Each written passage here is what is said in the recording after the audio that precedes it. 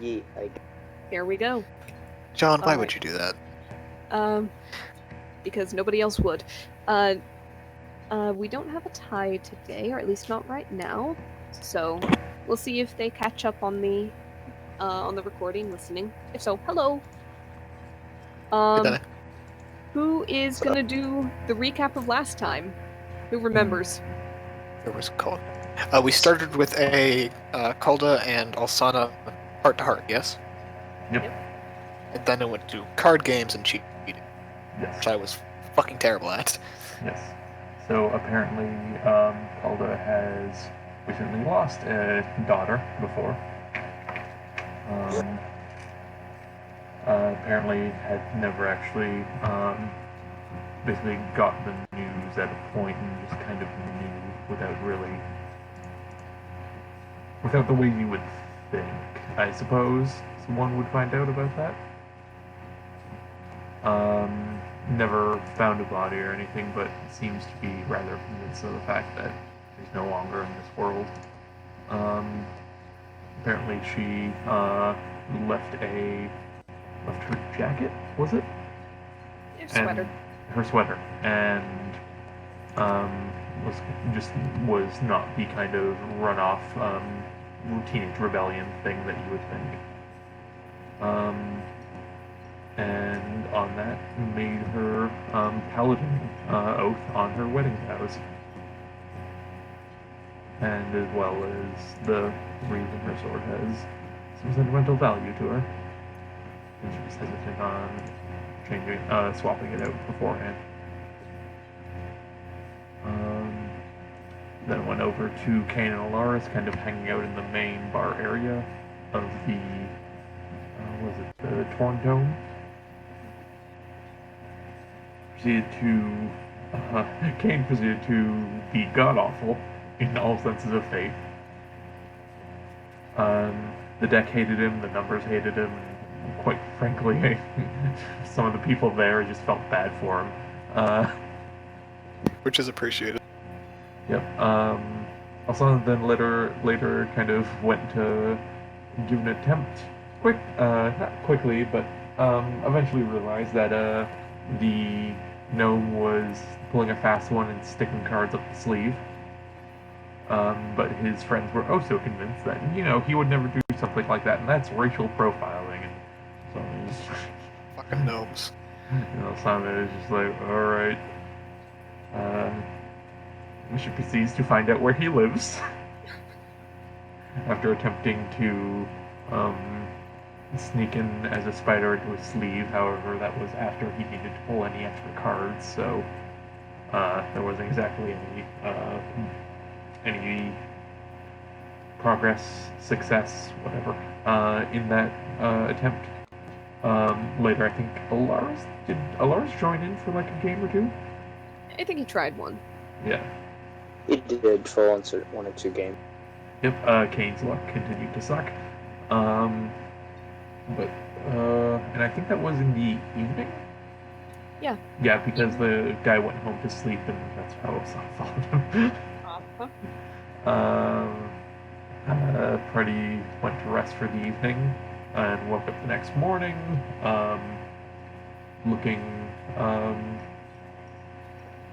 looking for a bit more information on the shrine, or where they think the shrine is. Eventually found a lead along the lines of Dragon Cult that Elsana had kind of heard about earlier. At least the one she heard about was the old green Dragon King of Zora. But apparently they're a kind of weird group of people that no one really interacts with and doesn't really go there, but there isn't anything like overtly evil they've done either. Just kind of this like weird neutral group that people don't want to have any business with over to the south of Winsathor. As well, Alsana and Calda got makeup done. What was it called? Sakryogas. Sakryogas, yes. I actually was pretty close close in my head. I knew it wasn't right, but I was thinking like sacrilegious or something. I was surprisingly close. Got those done. Caldo with a floral pattern and also with a kind of crescent pattern. And using their newfound impressiveness, went about questioning the townsfolk along with everyone else. Was there anything else we got on the cult?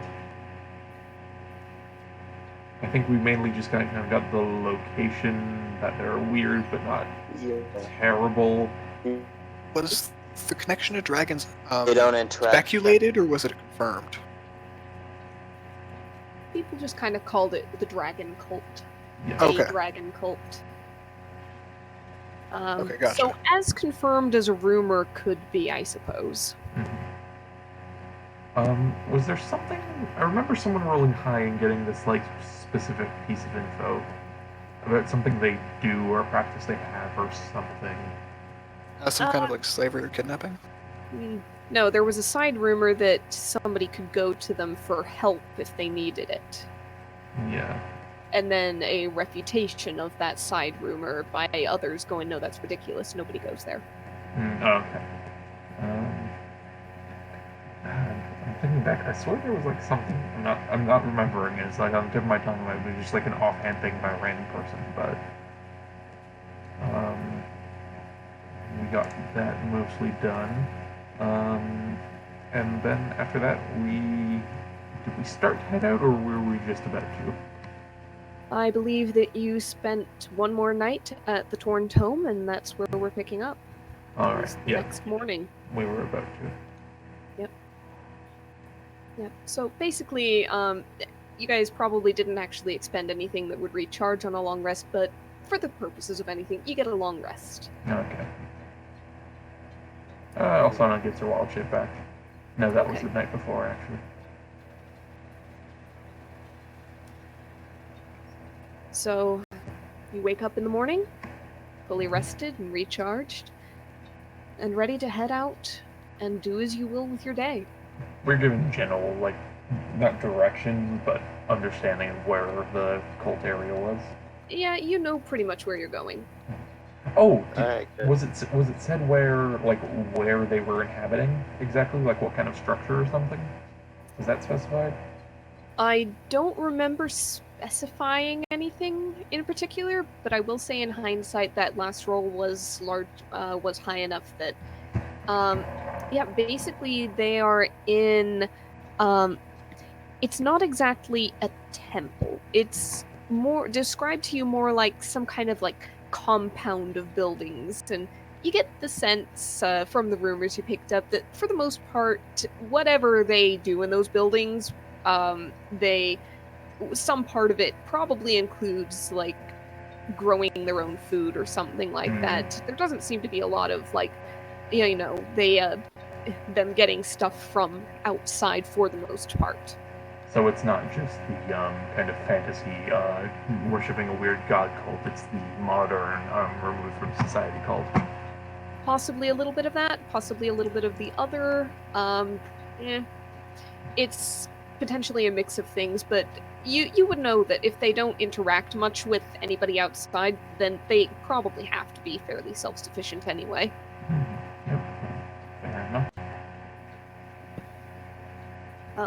So yeah, you're basically looking for a set of buildings. It's not it's not in a cave. It's not like a towering cathedral, and it's not even really it's not even really like a full town. It's just, there are structures. Yes. Not far off the river, close enough to get some water, unless there's like a different source of it. Just kind of in between the hills, as many small towns and hamlets in this area might be. So, everybody gets up, gets ready for the day. For the sake of letting Ty decide later, I will say that Calda probably has left her Sakuryoga's makeup in place. it's still fairly intact. You didn't really do anything difficult or with a lot of exertion the previous day. A fair bit of walking around town, but not bad. So, unless unless you deliberately washed it off, you as well. Okay. So, you get up, you make your usual daily preparations, and what are you doing? Where are you going? I think it's that time we at least figure out what's going on with that group of worshippers. Yes, proper investigation. They've certainly caught interest in. I mean, given the location, I can't think of anything else that it would be. Yeah. Let's see how discussions go. Also, she's just kind of getting ready, moving her book. Do you think there is any sort of magic I should keep on hand for today? Preventative. Something that could separate if we need to separate us from them if we need to. Yeah. I'm not quite sure what you mean. Out of character, do you have anything particular in mind? Like a wall spell or like a spell that would give us a good defensive, like, I don't know. I'm level 6, but I don't know what. I've never seen the druid spell list. I don't know. Okay. I never played a druid. Sorry. Sorry, that just gave me a bit of whiplash, given what kind of campaign you're running. But Yeah, I've never. There's been very few druids actually I've made. Oh, okay. But plant growth is a central plot line. Okay, anyways, I can do wind wall and I can do water wall, or wall of water. Maybe a wall of water would be useful. I like water. It's useful. Check. Ranged weapon attack has disadvantage, and if they're just kind of standard moves, that's probably what they're rocking. So Alsana will just prep a wall of water. And obviously stuff like flame blade if they get too close. She doesn't. She can turn into a panther, but she's also in the air for a reason. I'll let you handle your combat spell. Yeah. Yeah, just if anyone wanted anything in particular. Is plant growth available Yeah. to you right now? Good, like, hey, stay away from us kind of spell. Yeah. Yeah, just I don't know. I'm kind of in the slight paralyzed by choice area. That's fair. So just if anyone had anything kind of in mind, that would have been fine. I don't think I have much metal on them. Sphere or 5 cents. Messenger, I already have that.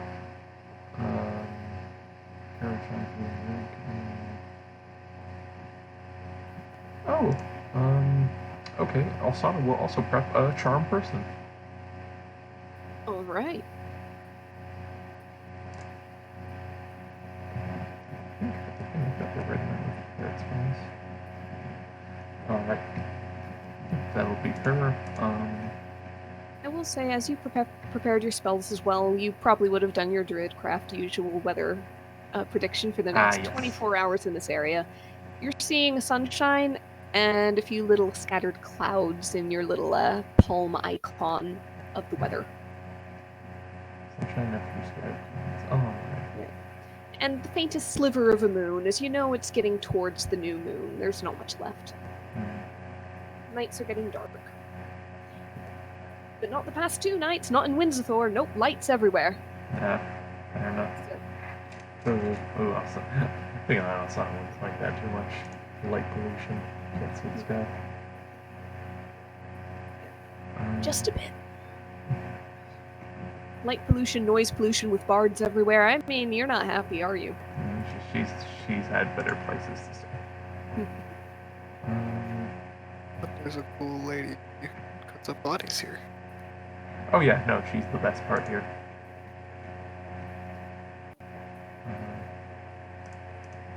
I think she cuts them up. Not human bodies, at least. Humanoid bodies, maybe. Not cuts them up, but cuts them open.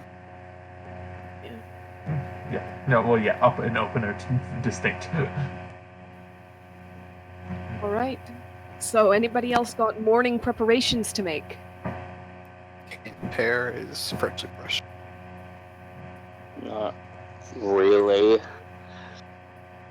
I mean, is there anything Calder could prepare that we want? I'm probably gonna leave Calder's sheet as it is. I don't really want to mess with it. Yeah, just the kind of. I mean, I don't put every spell else on a sheet either, but Well, let's see what is something to on keep in there. mind, I guess. Let's see what's on there and what's prepped and not. Nope. It looks like Ty has everything on there that they want right now, all prepped. I don't see any. Oh no, wait. That's because prepared is marked. There they are. All right. Currently there is cure wounds for healing. We've got a smite. We've got magic weapon, which I believe always stay. There is a shield of faith and a divine favor spell. Sounds like a pretty good list to me. All right. I always forget what subclass is she? Has it been said? Devotion. If it hasn't been said, then I'm gonna leave it be because if it's something Ty wants to make a thing out of, then I'm not spoiling it. Okay, fair enough. Yeah, I was just wondering if there's any particular extra spells there were going on, but yeah, okay, fair enough. Yeah, then if that's the case, I think we should head out then. All right. Yeah. You grab a bite of breakfast on your way and head on down the city, out the gates, and you are back on the road. You know that it's a good half a day to walk. Good few hours. It'll be probably around noon, maybe a little bit after, depending on how early you start out before you will get to about the area. As for getting lost, it's not highly likely, given that you're heading pretty much due south. There's a road going along the way, along the river, and you know, it's not terribly far off that. That being said, you probably want to keep your eyes out for any, turn-offs or likely locations for this place. You doubt that it is right up against the road with a flashing neon sign or magical equivalent. So for that sake, anybody who is going to do any sort of scouting or looking about can make me a perception check. It's not like anything for being up in the air. You might have a slightly lower DC, as it were, but you're also up in the air, so a little bit more distant. Yeah, put that guidance on there. 16. 16, okay. Conrad or rather Kane with a 12. Elaris, you can jump in if you wish. I'll say Calda is kind of maybe riding along on the broom. 15 for Elaris. Alright. Yeah. Okay, it's not immediate, but interestingly enough, as you're kind of going along, and the day is a little bit warmer. In fact, it's noticeably warmer than it was before. You know how sometimes in spring you get these snaps of cold, and then suddenly, like 2 days later, the temperature has jumped way up again, and it's almost summer. Yep, you're having a little bit of one of those days. It's not like you're not at the point of short sleeves weather exactly, but it's getting a little tempting to maybe roll them up a little bit. Regardless, as you're going along and kind of the road is a little slushy under boots, Alsana happily avoiding that. You're drifting up there. Laris, you might catch like a glimpse of like in the Golden Hills, it's mostly rolling hills and ridges and so forth, but there are occasional stands of trees here and there. You catch a glimpse of like a top of a bunch of trees not too far off the road. a little bit more in the Yeah. direction of the dragon's spine, so it would be off to your left. Alsana, you floating up, you see these trees, and you also see, kind of in between them, the very peak of what looks like it might be a roof. However, you also know that unless you were given faulty directions, you have not been traveling long enough to have reached the compound at this point. There's some other structure there. You're only maybe a couple hours down the road. Maybe 2.5. I see a building, but that can't be right. There's something up ahead. Should we check it Maybe out? someone just lives there. Maybe. Well, What kind of building? not working for it. What kind of building is it? I don't know, I just see a roof. I have to keep going. It's in the direction anyways. We'll probably get a better look in a bit. Yeah. Of note, it is off the road. The road isn't leading past it. You're seeing this kind of at a distance off towards okay. the left. You'd have to sidetrack a little bit to check it out. Quick Is it in walk. front or behind us in terms of like the road we're going down? I'll say it is still ahead of you because that's mostly where you're looking, but it's ahead and it's to the left. And as you progress down the road if you keep going for like 15 minutes, half an hour, that's when it'll start pulling level and then going behind you as you pass by it completely. On that kind of like around 15-20 minutes, could Osama just kind of start to veer off? You can. Not At fully about committing, but just trying to get a bit closer and get a better look. Yeah. At about the 15-20 minute mark, you would be going a little bit more perpendicular to the road than parallel per se. Your angle is going close to that 90-degree. Okay, then she might start a bit earlier then. Yeah, a bit earlier you can angle so you're still going forward. And on the broom, you're a lot faster than the rest of the party anyhow. Yeah, she's taking full 50. Alright. So you are zipping along through the sky, up over the level of the trees. About how high up would you say? Because the trees, as you're getting closer in the building, they are probably not any higher than 20 feet at the peak. Yeah, she'll probably be up around 30, 40. Alright. As you start drawing closer, it's a little bit hard to see and tell because the trees are growing so closely around this building. This is not like there's a building and then a lawn of area and then trees.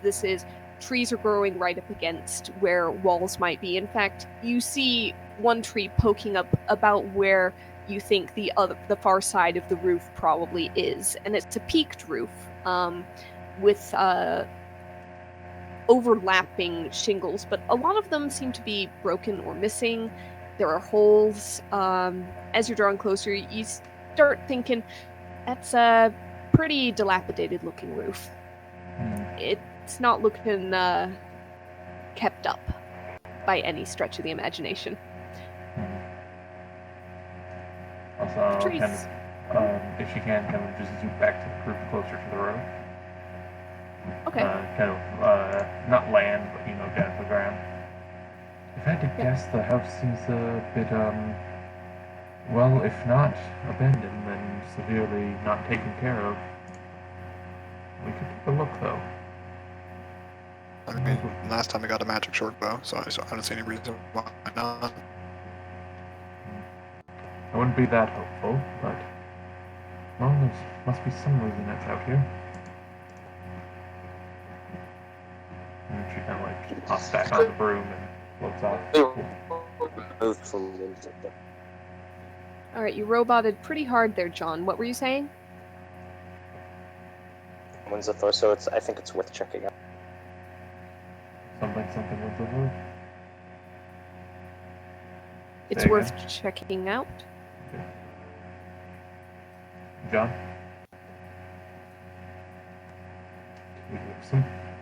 Is it spreading? I don't know.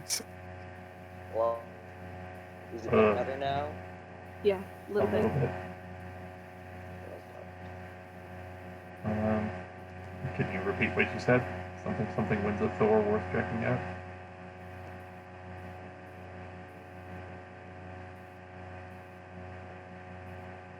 John? This house is pretty removed from Windsor Thor. I think it's worth checking. There we go. Yeah, Alsana will just kind of take back off. Assumedly with Calda also into. Alright. Alsana and Calda, you're going ahead to check it out. Are the other two party members kind of following off the road, or are you staying back?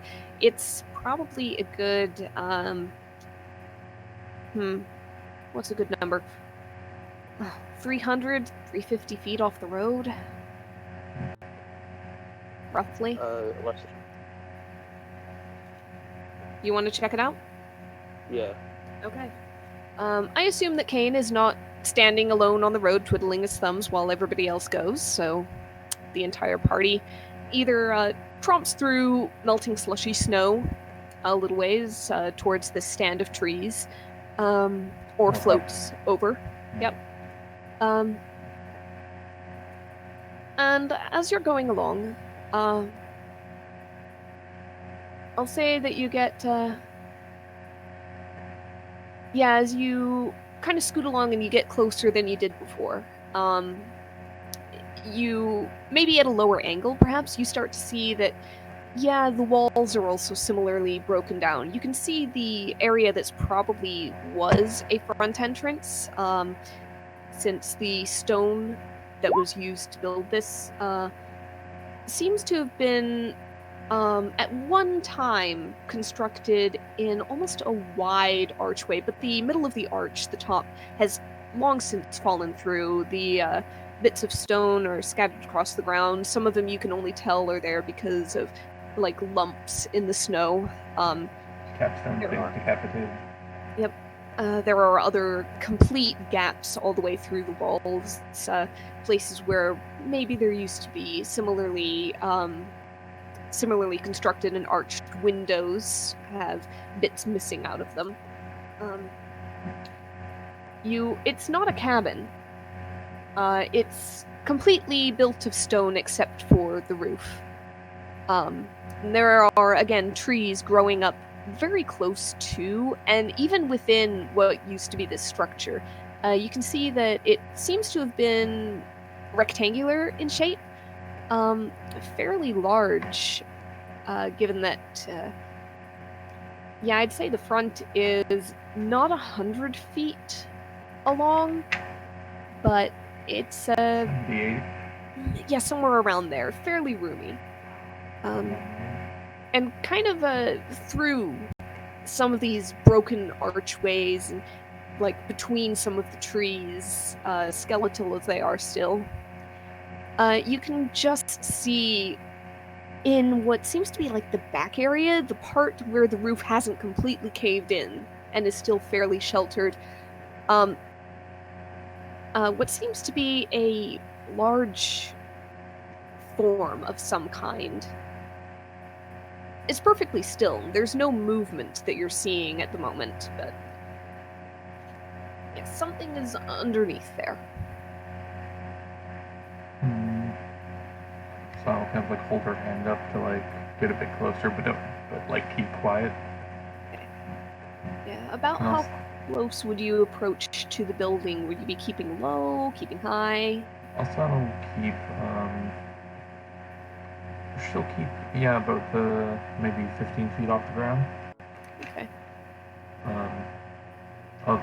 If there's any of the archways, she'll kind of go lower rather than higher. The middle part of the archway is completely gone, as is the wall and the roof over it. The front part of the roof is completely just obliterated, whether by time or disaster. You don't really know at this point. You'd probably have to do some more like close-up investigating if you wanted to figure that out. All right. Can she just kind of like give a look at the shape she kind of sees within under the roof? Sure. Give me one more perception check, and yes, you can guidance. Yeah. Kind of taps the side of her eyes as she kind of strains them. 16 and 17. 17. All right. Kind of hard to make out. There's not this clear silhouette. And it's very large. But you kind of get the impression of some sweeping curved shapes, but also some jagged ones, all melded together. It seems to be up on some kind of plinth as well. And it almost fills this building. The walls and the remaining roof are actually fairly high in the center, at the full, 20 feet or so at the centermost point, good 10 feet at the outside edges. So it's basically at the peak of the roof that's, fully open on the underside.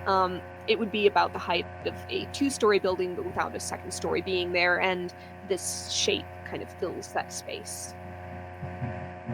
Can she see what the surface of the shape is? It's a little bit cast under shadow because of the roof, but it's not snowed on. You kind of get the impression of stone. Yeah. Out of curiosity, can you just... What is your passive stealth, as it were? Alphonse is 0. Alright, I'd add 5 because I would have given you advantage for being on the broom. So let's say 15. As you're there, kind of peering through this archway across the stones, you need to go ahead and roll me a DC 11 Wisdom saving throw. Alright. And I'm gonna do the same for Calda. Let me see if 20? she has that. Yeah, you're good. Let me see if she has that extra Aura of Protection. So yeah, it's a Charisma modifier. You've got an extra, I think, 2 on there. Is it saves? Yes, it is. So she's got that too. Wisdom save. Yeah, they're both fine. But both of you, actually, the other 2 would also be close enough. Ilaris, Kane, Wisdom saving throws. 20. Alright.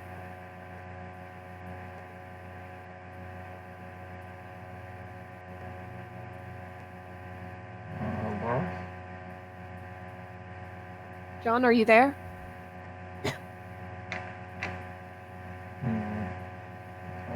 He's typing in Discord. Having connection issues. Give me a second. Okay. This session doesn't want to happen either. Oh, when did they ever?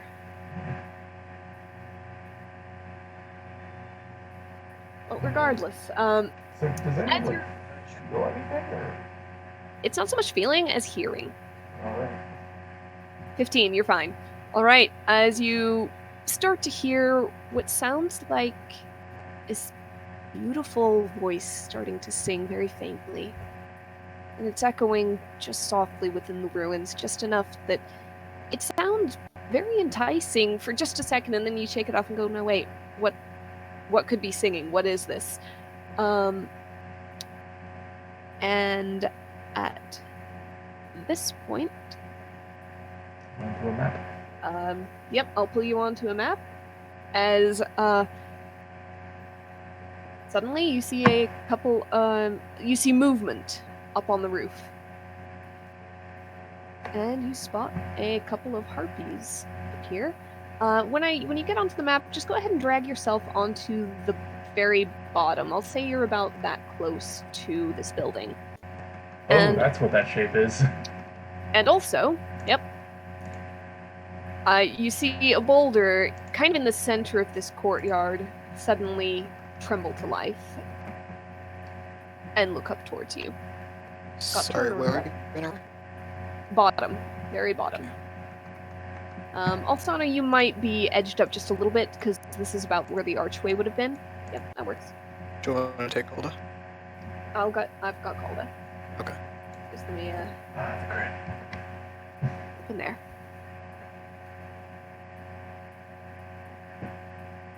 Alright. Great as a jaw.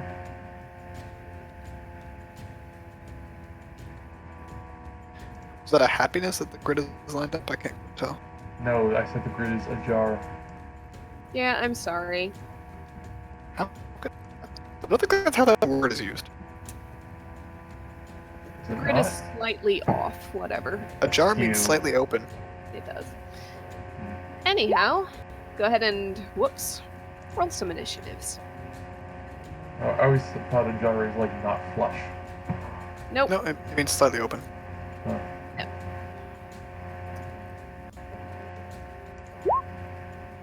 Oh, come on. Also, I'll still look up with a bit of excitement. It's like, oh, happy feathers. Wonderful.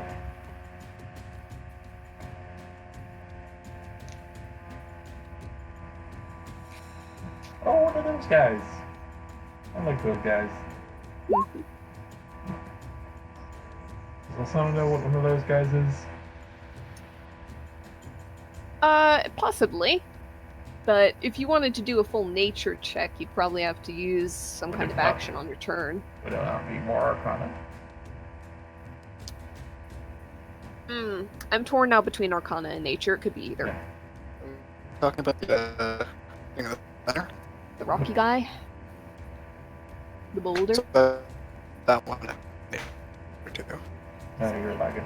You are. Which is fun because you're up first. Alright, guys. These are larger blocks of what used to be roof, fallen, kind of leaning, listing in the snow on the earth. There are some broken pillars, or at least the bases of them here. This pillar and this one seem to go up all the way to the roof. Others kind of go varying heights before they're shattered off. There are open areas in the walls here, and at the corner here, a little bit there as well, but that might be a little difficult to get through because of the rocks that have fallen. And everywhere you see a tree stump, there is a tree growing full up over the height of the walls, which themselves vary in height. So, Kane, you have moved up. I'm guessing you're taking some kind of cover behind that shard of fallen roof. Test. Test. Alright. Be holding my attack. Actually, I can't hold a full attack. No, you I'm can gonna- hold one attack. I'm gonna say fuck it and use my dash to run up to right there with my glaive. Alright. So that is your full action, your full turn. This guy is going to... you see him... it's almost a humanoid form, but in a rough way, as if something, like, shaped it out of stone with only, like, a vague general idea of arms, legs, something like a face. It's the gesture of a humanoid shape. Yep, pretty much. And you see it, it rumbles something. Does anybody speak Primordial? Fortunately not. Alright, rumbles something. And you see it take its stony hands and slam the fists together, and then draw them back, and then slam them into the ground, and this spray of slushy snow sprays up on either side. Doesn't seem to notice or care. And there is a sudden shift and rumble of some kind of natural magic, as you see a couple hunks of stone suddenly come into motion here and there, I believe, because I think that's within range. Yep, easily. As it animates a couple of fellows. Let me go ahead and color them. They are not the original. Yellow. Alright. And with that, it is gonna go ahead and no, it's gonna stay where it is. It's kind of setting itself in a ready position against you, Kane. Then it is these two's turn. You guys all resisted the Song of One, but the other hadn't started singing yet. She hadn't realized you were there until alerted by the motions of the other. So she is going to make the same attempt. Wisdom saving throws, +2 to Alsana and to Caldas, of course. Oh yeah, Caldas fine. 24. 15. Yep. Elara, fine. Kane! Ah. You are... Yikes. Nope. You are currently charmed by this harpy without the red dot, kind of at the back. While charmed, you're incapacitated, and you ignore the songs of other harpies. If you're more than 5 feet away, you must move on your turn towards that harpy by the most direct route. You don't avoid opportunity attacks, but before moving into damaging terrain, which isn't an issue here, you'd have to repeat the saving throw. But not a problem here so much. You can repeat the saving throw at the end of each of your turns. If it's successful, the effect ends and you are immune to the song. But for right now, incapacitated, and when your turn comes up, you gotta start trying to get towards the harpy. A bit tricky. It is currently kind of clinging to the underside of the roof. There are these eaves, these carved supports there. That is that one's action. This one, however, seeing that that is pretty well in hand... Yeah, no, she's gonna kind of crawl up just a little bit closer here, still on the underside of the roof. And she's going to go ahead and hold position there. As she does not have anything ranged. Yes? She's on top of the roof. Underneath. Kind of the underside. They are almost clinging, not quite like bats, but there are these supports, these beams on the underside of the roof that kind of hold it up, that are still holding strong enough to support their weight.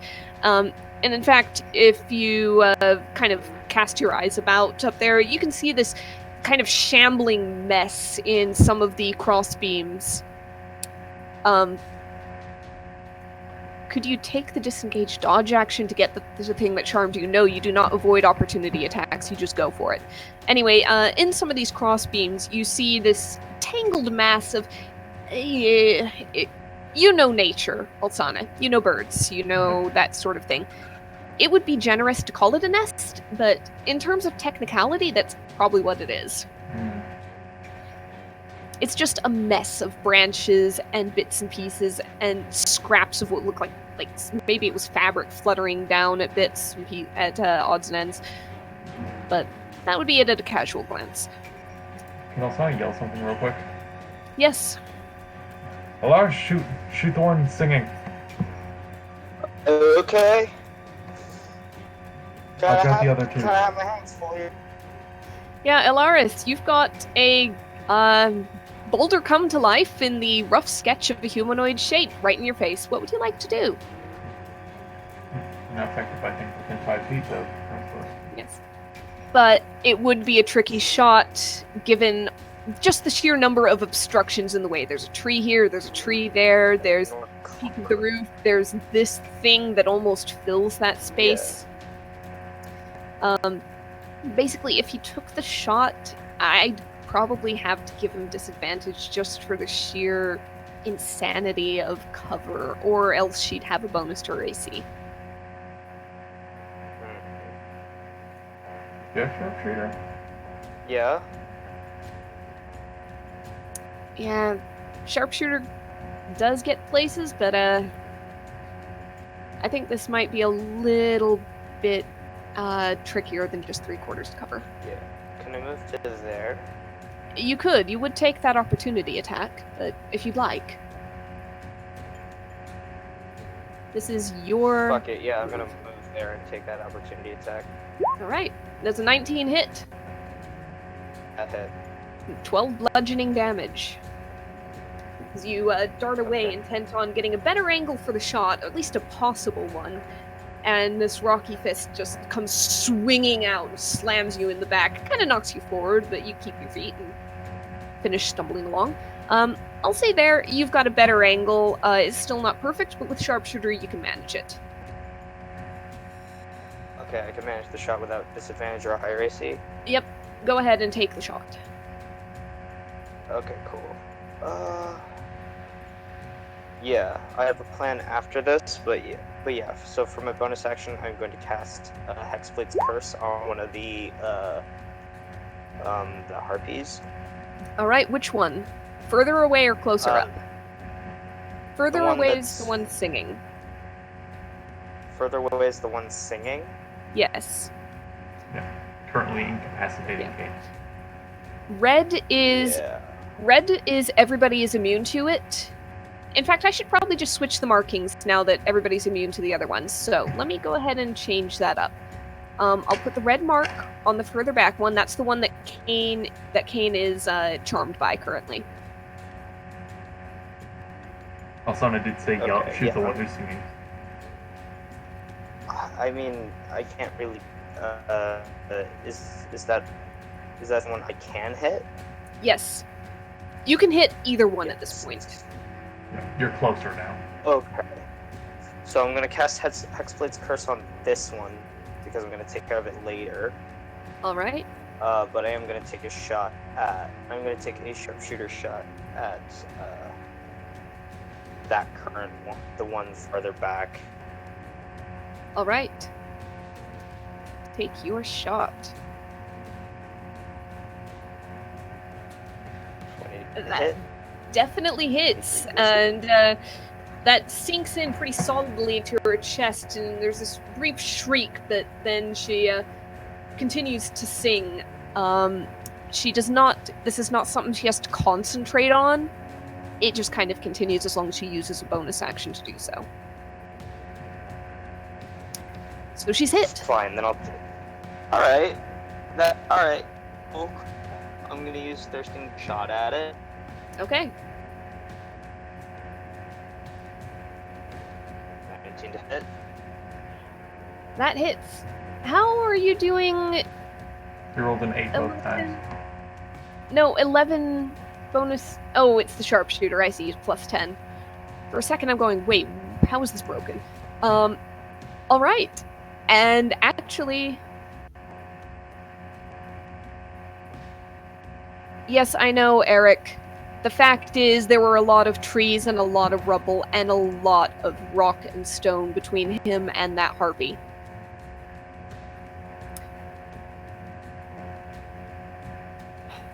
Anyway, you still take it out. As those 2 shots are enough to take it down, and Kane, you feel kind of this fog clear from your head.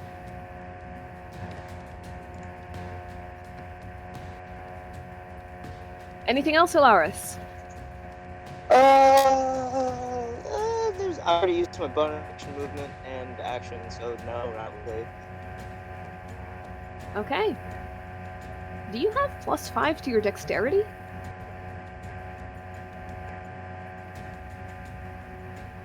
Is your dexterity modifier +5? I saw a 4 plus 11, so I think he's a +1 in there somewhere. Probably from an evocation. +4. Yeah, no, sharpshooter is... It doesn't matter in this case, but sharpshooter is -5 to hit, +10 to damage, right? Yeah, but I'm pretty sure he has a evocation that makes his Oh weapon yeah, +1. +1. That's right. Yeah. Yep, my confusion. It doesn't matter, their armor class is not that high, but I was just looking at the numbers going, wait a second, what? Yeah. In my brain. Okay. It's kind of hard with the hate sheet to put that all in. Yep, that's fair. Alsana, the boulder came to life like 10 feet below you. I'm assuming you're keeping that 15-foot height, though you would be kind of in branches. You are no longer incapacitated, Kane. That is true. Yeah, she's... Yep, so she's out of range of it, but she's only about, 10, 13 feet in the air? Possibly around 13. Let's say 15 for the ease of measuring anything and everything. But she's scraping branches. Yeah, just a bit. Alright, so she'll fly over, she'll drop call to off. Alright, drop and called off right there? Okay. And then fly over here. Alright. And she is going to... Well, actually, Calder was on the broom, right? Yes. so she would have had to go down to drop her off there. So she would have been range. So she'll just bring the broom with Calda over to there, then drop her off over there. Okay, sounds good. I'll say that you'd probably have to hold that position. Movement's weird about this. Oh yeah, no. As long as she's not in yeah. range of the boulder guy right now, we're taking opportunity. Fine, she can be on the ground. All right. She is going to. Calda's turn's right after yours anyway, so sure. Yeah, she's gonna pinpoint in between the harpy and the stony guy. Note that the harpy is about 20 feet off the ground, I so know. to speak. All right. So is the column. You know, I am constantly bothered by, I know that it ignores full cover, but I always feel like the full cover intended is the usual full cover on a lateral space, like they're behind a wall, not they're under a roof, because the moonbeam is going down. I mean, I suppose, But, you know, it's a magic. it is a magic. So, we've done it before. So the light is, I guess, kind of going around things. Yeah. I always thought it was just like a pillar that appears. Yeah, it's a pillar, but it's weird because it says the light shines down. Because it stops at the floor. Yeah, but it doesn't say it shines up. I don't know. I think. I don't know. I'll just do the Ariel, con I'll saves. be honest, I feel like you sometimes put a bit too much weight into flavor text in spells.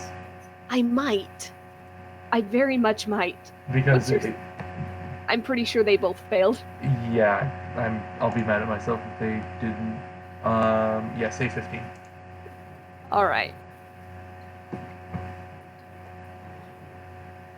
Yeah, I might over-logic things sometimes. Yeah, it's just I see always you have hang-ups on things in that like first paragraph that doesn't specify numbers and just kind of describes what it looks like. Mm-hmm. And just personal note I've taken. No, that's fair. Oh my god, that was his concentration check. The boulders are gone. Guys, you just... Yeah. That's why I said shoot the one in the back. Yeah, guys, I think that this fight is just about over. Okay, do you want to do anything else on your turn? That'll be your turn. Yeah. She'll float up. Sorry. Okay. She'll float up 5 feet over to here. If she can. Alright. Calda has bitty legs, but can just make it. Yep. I guess more like through the slush. Oh, true. Much better sound. Let's see. She usually does magic weapon, and this is a bonus action, so I'll go ahead and say she does that. For this fight? Alright, I'll put it up to the group. Paladins are long rests. Do you want her to not do magic weapon this fight? Because I'll just put it to the group.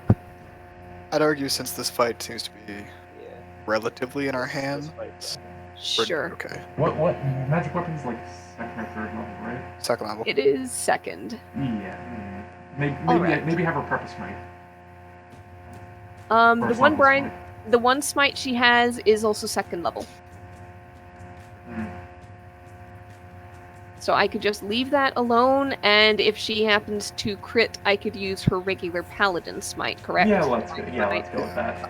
I'd say go with that. Kane's up next anyways. Yeah. If Sounds anything, good. she could just regular smite with the first level too. Alright. What sounds good? Great sword? She typically goes with glaive when Kane's also there. That's true. So let's say she hung back a little bit, because I'm trying to be... And she's got a glaive with a 10-foot reach as well. So she'll keep back from the moonbeam, even though it wouldn't have hurt her there. And glaive, alright. And before you say it, Eric, yes, we know the glaive has the heavy property. We don't care. Halflings are fun with heavy weapons. Nessa is already thin. Mhm. It has been for Yep. like years. And I believe Paladin has the second attack as well, correct? Yes, he does. By this level, yeah. Oh yeah. Yeah, but it's yeah. Unfortunately, a 10 does not hit this thing's armor class. The first one did, kind of sank into the stone, cut a chip out, but the second did not. Oh, and in fact, carved less of a chip than you might have thought. So, Ah. yeah. Yeah. You guys call it. Okay, Kane. First off, First off. You are lagging. Yeah, that's the first off thing. Alright. You're around there. Getting up close? He has a magic weapon. He does. Am I audible? Well, that answers that.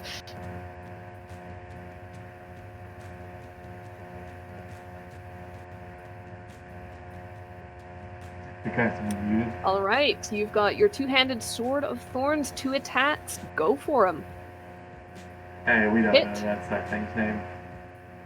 You can name it whatever you want, honestly. We'll call him It's Gabe. not- Okay. Call him Gabe. Spook Gabe. 18, -7, and a frighten with a wisdom saving throw. Okay. You do full damage as it is a magical weapon. Doing him a hacking friend. That's what we're Calling hoping. him a heckin' frightened. Are they Oh. immune to frighten? Doing him a heckin' frightened. Well, regardless, this one doesn't seem to take any notice of it, per se. So, Kind of hard to gauge the expression, though, I guess. yeah, a little bit. However, you did cut into it pretty well. He's still sturdy, though. Anything else? Kane is pleased. Okay, good. I believe the Galebdir's turn is next, and he has to make another Constitution save. Indeed, he does. Alright, let's have that damage. That's an 18. I think that's half Huh. the damage you roll. Alright, 5. Yeah. Hardy little guy. But at the very least, he doesn't seem to be, outright resisting your radiant damage. That would be disappointing. He steps out of the moonbeam and kind of circles around Kane just a little bit. This thing is not completely stupid. And he's going to now go ahead and make a slam attack on Kane. That's 21 to hit and 16 bludgeoning damage. Yikes. Yeah, ouchie is right. However, that is the only attack he has this turn because Also, usually no they're lightly supported by giggles. others. Also, lightly giggles as King gets uppercut by a rock. Alright. The Harpy. Constitution saving. Ooh, 17? Yep. Do you want to just take the damage or roll it? I think you usually roll for each individual, Yeah, alright. enemy type. So let's roll 12 to again. 6. Yeah. Alright. So 6 damage.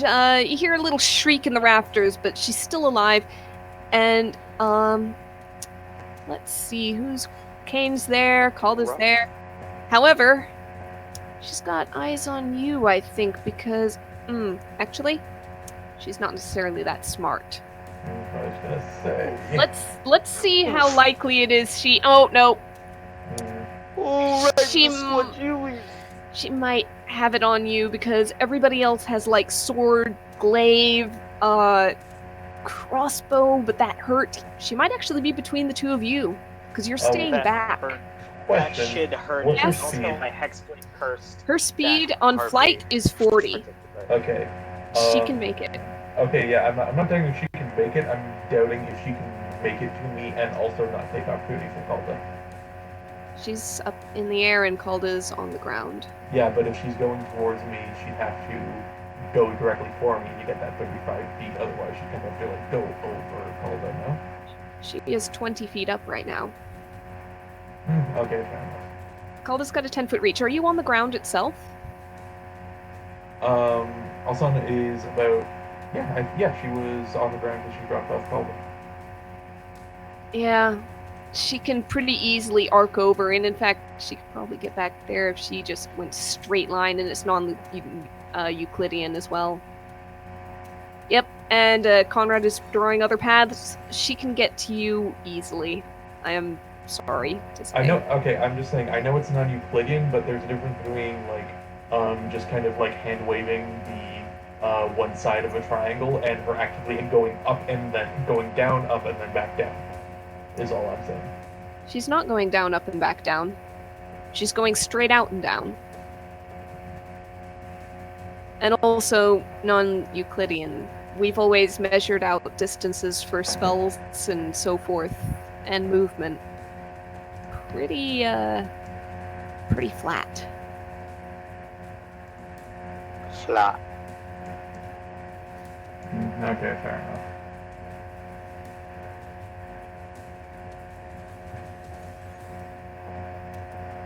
Okay, have her do what she's gonna do then.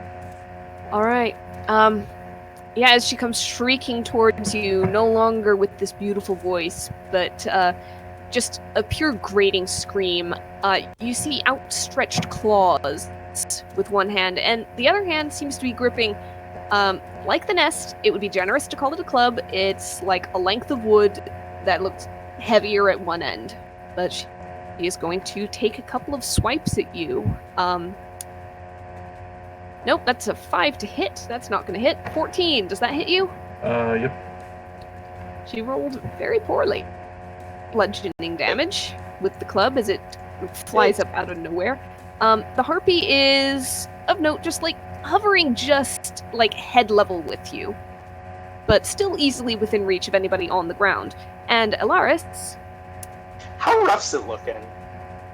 it's been hit by the moonbeam. It looks a little bit like maybe a little moon burnt across the shoulders, but not rough.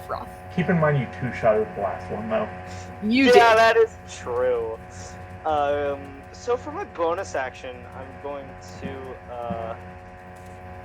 just mark down the spell slot that I did use. Oh yeah, you didn't. Anyway. Yeah, that one's got Hexblade's Curse on it still. Yep, that still has Hexblade's Curse on it. I'm going to start hex stacking and use my bonus action to hex it. Okay. So Hex and Hexblade, so it takes 1 necrotic damage, at least on the first attack. I'll let you roll for each attack on that. We usually do. So, yeah. First Crossbow. attack that hits. Oh god! That not misses. good. Yeah. Oh, The yeah. quality of sharpshooter. Yep. Oh well. Second Alright. one. Alright, that definitely hits. I believe your first Hexblade's Curse, is that +3 to damage and attack? I know it's to attack. It's just... Yeah, Just okay. attack? No, I know it's to attack. I swear it was. Not Hex, but Hexblade's Curse. Where is it? Hold on. Yeah, I could have sworn Hexblade's Curse was damage and not attack. You Really? gain a 3 bonus to damage rolls. Oh, Yeah, Yep. you crit on a 19. that's what I was thinking of. Okay, Crit on a 19. that's what I was thinking. Yes, Anyway, I remember from my snake board. Alright, 19 plus 3 plus 1. How do you want to do that one? Well, I want to. Oh Give it in one boy. piece for Morticia. Don't worry, it keeps the body. It's just the soul. I was just wondering if you're gonna like explode its head or something. Point of order on that. As Conrad just pointed out, humanoid. You try to do this. Apparently, Does that really not work against? Oh, that sucks. I'm so sorry. Fuck. I'm so sorry. I would have thought Harpy. All right, it can be reasoned with that it is a humanoid Also- being. No. Like, not against. It's- You can't do it against like a slime or Also, something. I'll- it has to be specifically humanoid. Yep. We are going to a dragon cult, and also keep in mind that that thing recharges on a long rest, despite the fact that you're overlocked. But Yeah, that's fair. There's got to be limitations. Okay. Yeah. I'll Fine, say you fine. don't I'll save it for the actually. dragon cult and things. Yeah. You don't Hopefully. expend it. You start to reach for the power, and then something about it hits your mind just at the back of your brain, and you go, "Oh, wait." there's the light voice in the back of your head, like, dude, what? Save it, you motherfucker. Like, I trained you for this. What are you doing? All right, that is your 2 attacks and your bonus action. Do you want to use any movement? Or are you good? I can transfer the. Wait, no. That's my bonus action. On your next turn. On my next turn, yeah. On a subsequent turn to use it on a new creature. Okay. Cool. All right. Yeah, I'm just gonna move over here so I can get a better shot of Yep. what this Dwayne looking motherfucker? Okay. Lasana, what would you like to do? She's going to move her moonbeam over. Alright. I'll say if you want to avoid Kane and Calda It's and all 60 that, feet. you can swivel it around easily. Yep. Exactly like that. That is another Constitution saving throw on this guy's part. Yeah, he's good. Half damage, so give me that roll, please. Okay. So, not good. 4 damage Actually, there. Not terrible. 7. Yeah. On the other. Could have been 2. Oh, true. All right. Anything else? That will be her turn, although she'll take to the sky and float over here about 20 feet in the air. Sounds good. Calda is going to do the usual 1-2 with the glaive. So let's see those. Ooh, 13, neither one hits. Unfortunately, this thing has a natural rocky hide. Kane! What would you like to do, Kane? Alright, Miss! Oh, sorry. Side note. That there would have taken that damage on when he starts his turn, not when I move it on. Oh, okay, we'll kind of hold on to it and just say that happened at the start of his turn. Yeah. Just need to remember that again if I do. It's the mix-up of the casting it versus moving it. Okay, yep, action surge. Try Rocky again. boy. Or do whatever Or not. action you'd like. Yeah. Cast a spell or something if you can. Hey, he's got the sword. There's stuff. He does. That's why I'm saying that. Alright. He's typing. Alright, yep. Alright. Okay. There Okay. you go. There we go. That works. There it is on the grasping vine. So 15 feet and you okay, technically Jump right. on a hit, lashes out, wraps around the target. Yep. Dealing 1d6 piercing, got that. And you've got irresistible necrotic on there. Okay. And you put a frighten onto it. I'm guessing oh yes, that's right, the damage is doubled. So 10, 19, and 11 is 30 points of damage. Yep. It's still up. It's looking Still up. very, very rough, but it's still up. Let's see how that frighten goes. Oh no, it's scared. He's scared. He's scared of you. Scared of you. Oh yes, the necrotic is... Oh, I forgot about that, because of your thing. So actually, he's not quite... Yeah, 9. Thank you for reminding me. I forget my own stuff that I give you guys. Good Yeah, question. I will say that it is not doubled, since I intended it to be you expend a charge on the sword and you do 1d6 to yourself. Take the first one, you do 2 damage to yourself. Or rather, the sword does 2 damage to you as you whip out with this thorny vine, and there's this backlash burst of energy that travels into your hands. I'm not going to punish you for critting. Yeah, I think it's also technically like the attack roll is only affecting on the target. Yep. So, for example, if I crit on Ice Knife, that only doubles the piercing damage, not the cold damage that explodes from it. Probably, yeah. All right. Anything test, else? test? Test. Sorry, I just have There a we quick go. question. So looking at my rolls there, it's adding half orc savage attack to both my piercing and my necrotic. Is it additional dice for every type of damage it's rolled?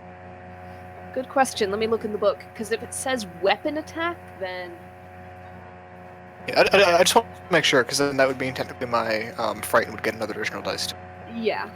That's why we went on to look in the book. Yeah. Because offhand, I don't know. So it's Yeah. very You much more can- complicated attack than I meant for it to be. Weapons damage dice.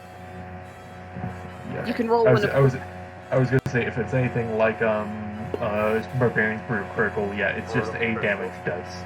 from the weapon, Okay. not damage dice altogether. So yeah. Okay, cool. Yeah. So in that case, subtract That'd be additional. absurd. All right. He's still looking rough, though. Anything else on your turn, or is that all? That's it? Still not having a good. Then You're breaking up a lot. I assume that's it. Ken, let me know what you said. and attack. What? Oh yes, you've got one more attack because of the thing. Action, surge, action.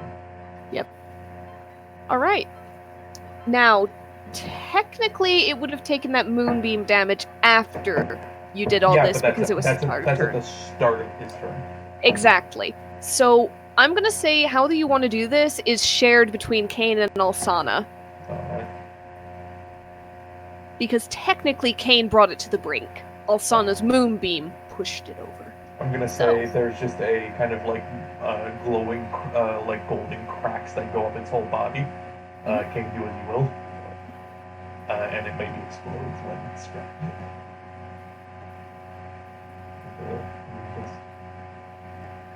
Thorns sprout from the stab wound like grenade chaparral. And it is a little bit grenade chaparral. Nobody takes damage from it, but there is a very satisfying crack and then burst of rock and stone as between the cracks of moonlight infiltrating it and tearing it apart from the inside, and the thorns doing the same. It cannot hold itself together and it shatters with this long drawn-out moan. Some of the thorns burst into radiant flames and sparkle into a nice little dust. All in all, far prettier than the monsters you kill usually end up being. With that, however, silence falls. You don't see any more boulders coming to life. There's no more songs coming from the rafters. Speaking of ugly dead monsters, Kane!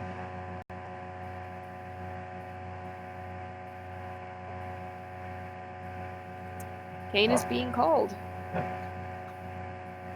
I'm assuming he responds with a big what? We have corpses to collect and eventually sell.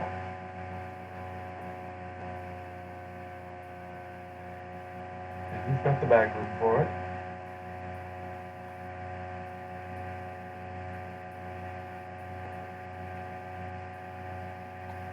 Also, in the meantime, if Alsana can, she's going to float over to the body of the.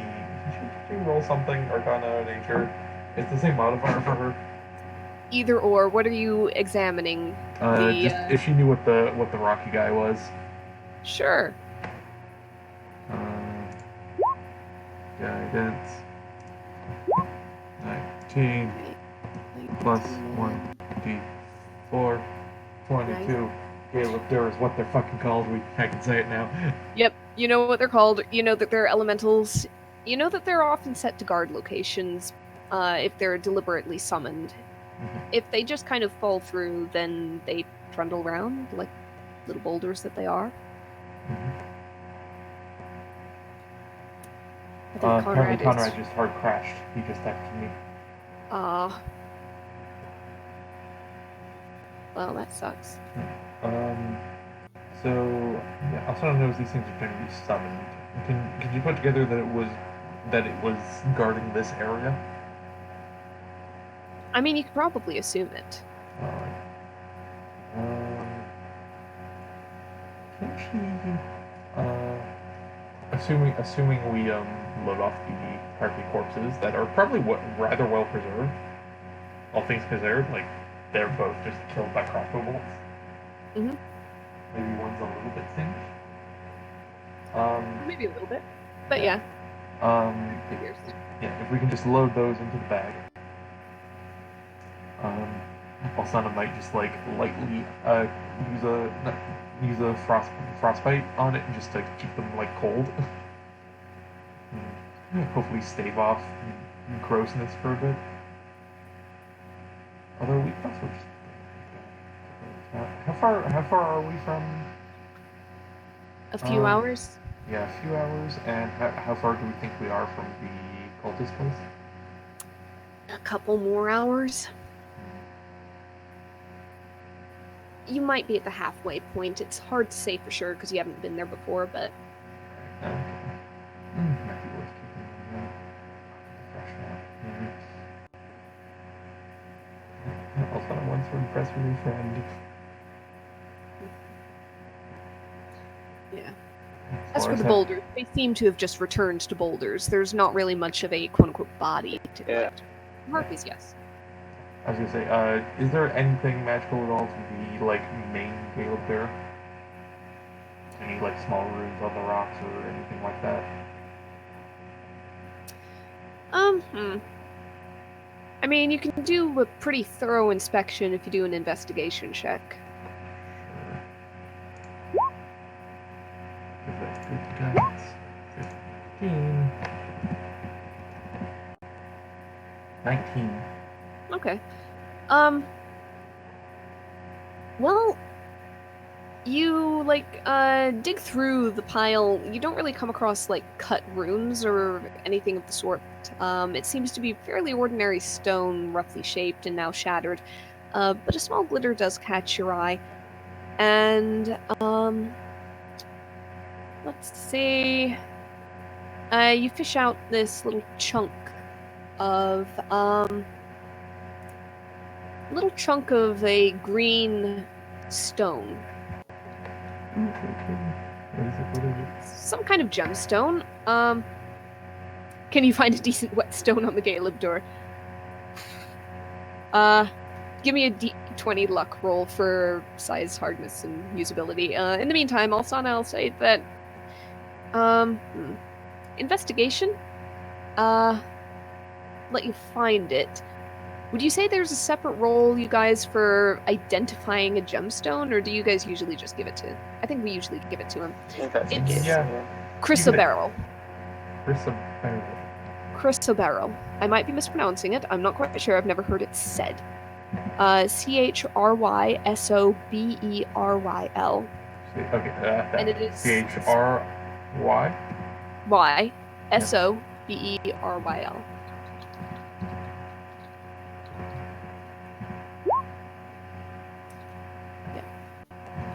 And it's kind of this yellowish green sort of stone.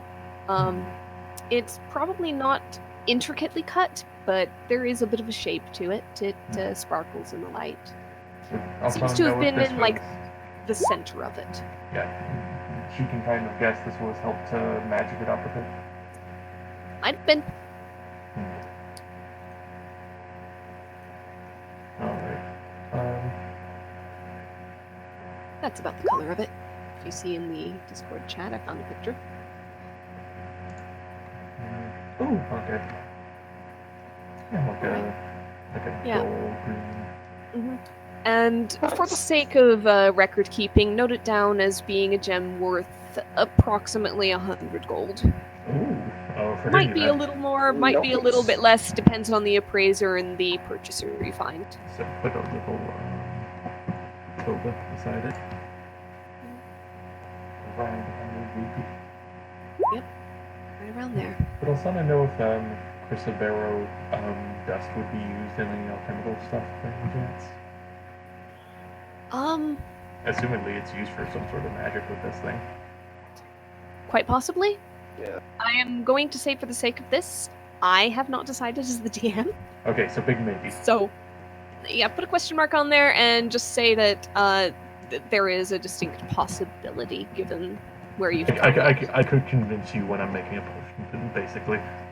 Probably, yes.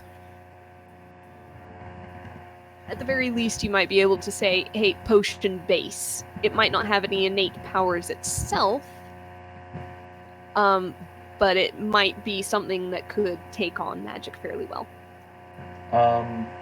Also, we'll just, if you can, just pluck a few feathers from harpies as well. Just find some nice ones. Yeah, no problem. You just, you search through, you pluck some.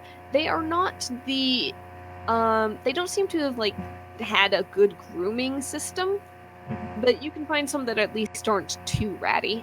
Alright. Probably 3, 4? Sure. Is it, I don't know, just you have to make a check to see. No. Oh. No, I'm just gonna let that one go. They are half feathers. maybe more than half. You'll find some if you spend a little time at it. Incidentally, as you guys are now properly within this area and you can see more clearly, you can see better. Big dragon. Yep, a big dragon statue. Alright. After Asana's No. done checking through corpses, and assuming the volcano is getting his wet sound, Asana's going to float up to the big dragon statue. Alright. There's also sitting on the plinth, kind of coiled around with the head rising high and the wings half tucked in, but curving around it. The tail curves around the base of the plinth itself, and set between its claws is a carved representation of various like heaps of treasure or chests, and sticking out the top, a sword, a crown, a scepter, highly symbolic. Let's see. Yeah, it's not quite the only thing left, but on the shattered walls in here, you see occasionally like the remains of carved reliefs or decorations, some shapes of like stylized shapes of shields with divots carved out of them here and But there. it is notably the thing of best quality in here. Probably.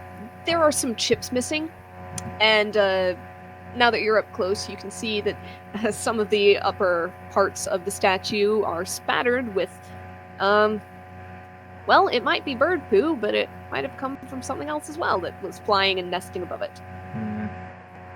You know. I got precipitation chasing at some point. Anyway, Oh, yes. Kane, you find the whetstone.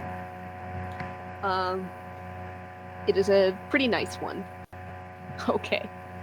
Can Asana basically look around the whole statue, see if there's any sort of iconography, carving, any sort of like text or anything put on it? Or if she's feeling really bold, could she identify the craftsmanship of them? Sure. You can kind of give a look around the plinth. Bits of it are kind of worn away by time and the elements, especially down low where more of like the snow and rain and mud and so forth got in, regardless of the sheltering roof. You don't speak or read Draconic, do you? Nope. I think Draconic uses Dwarvish rune alphabet, if I'm remembering correctly. Let me double check that. I think most of the Dwarvish uses Draconic, but yeah, no. That was the books. I don't trust my memory right now. Assumingly it is carved into stone, yes? Oh, Draconic has its own script. Yes, it is carved into stone. You don't know quite what it says, though. Also, I'm just going to take a piece of paper and some charcoal. Well done. All right. So you take a rubbing of the... it's fairly large letters across the base of the statue. It's not like fine, intricate paragraphs of words. But I'll say you can get it on maybe a couple of sheets of parchment. You've got a nice impression. Seal it up, put it away carefully. So I'm just kind of like run our hand down like the kind of carved stones. Are you a representation of the long dead king? It doesn't speak to you. Can she check if there's any fun little secrets set in this thing at all? Any parts that move? Sure. Go ahead and, No, I'll say that you probably don't need a check per se. You're just taking time to poke and crawl and, tug at the sword, try to shift the crown, see if any of the wings move, see if the horns are on hinges. Bop the nose. Yep. Poking and prodding and bopping all over this thing. Nothing really seems to budge. No hidden hinges, no secret doors, I'm afraid. However, being climbing up towards the top, you're a lot closer to the harpy nest than you were. There is a noticeable stench. But go ahead and use that guidance and throw me a perception roll. I was about to say, she looks up and if there's anything shiny they liked. 23 plus guidance? Sure, just give me the 4. 27 perception. You look up. Oh yeah, there's shinies up there. You're seeing little glints of light coming in through the patchy holes. Stuff kind of shoved between the rocks and sticks and tattered ends.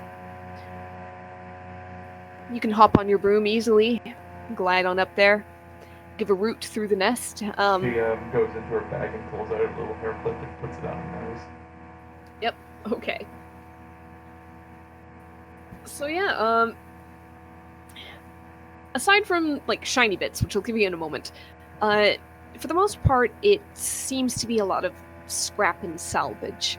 Though you do come across some fairly fresh-looking wood, and it seems to have been cut wood, like something constructed had been torn apart fairly recently. Like the splinters are still sharp, sort of thing. In amongst this, shoved into the walls, as it were, of the nest, you find like a broken wagon wheel. You find some tattered and bloody clothes. Plenty of bones. Plenty of bones. Some big, some small. And their jaws are cracked and skulls.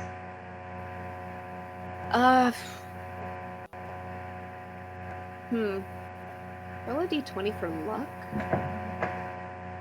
If it's there, she would know. 27. Yeah, she would see it. I'm just deciding, like, on the spot whether any would have that very distinct detail that you're after, because Sure thing. I didn't have 19. that plan.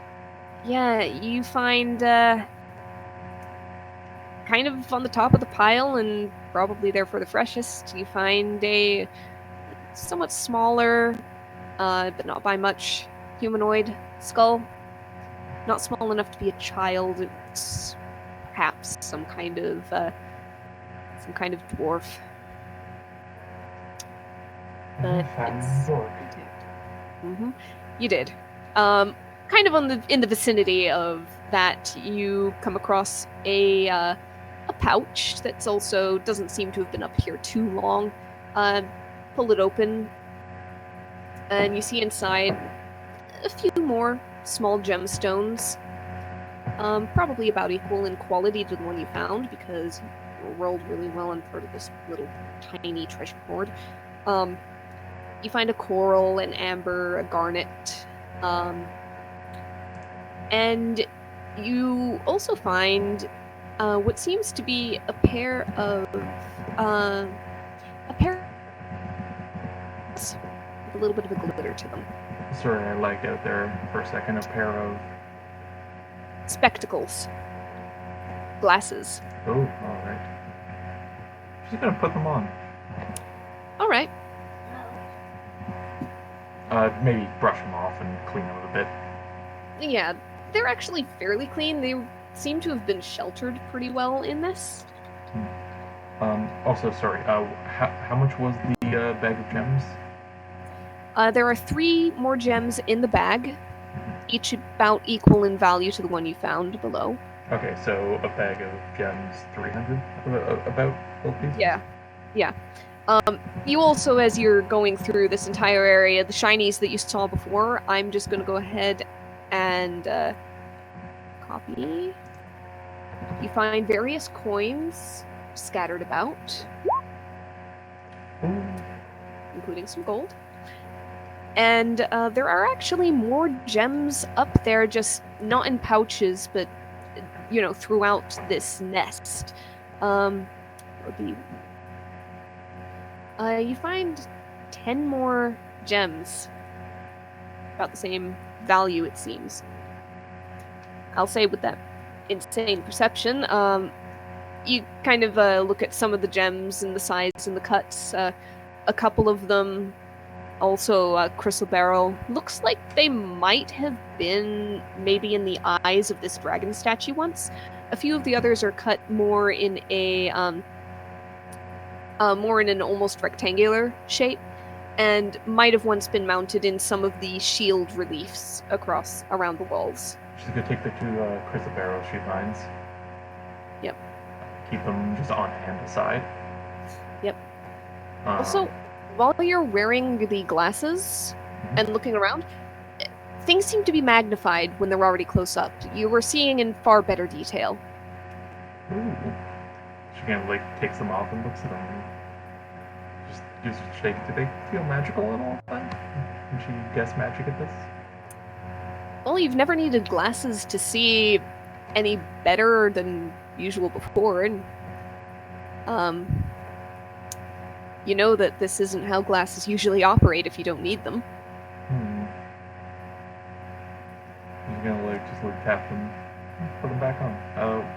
What kind do they look like? The lenses seem to be crystal rather than glass. Ooh. I'll say that they have they're not quite wireframe, they're a little bit heavier than that. But it's this shiny, silvery metal. And are they are they full on Harry Potter or? They are round. Alright. She'll just put them back on and kind of continue rooting through things, seeing how they affect her vision.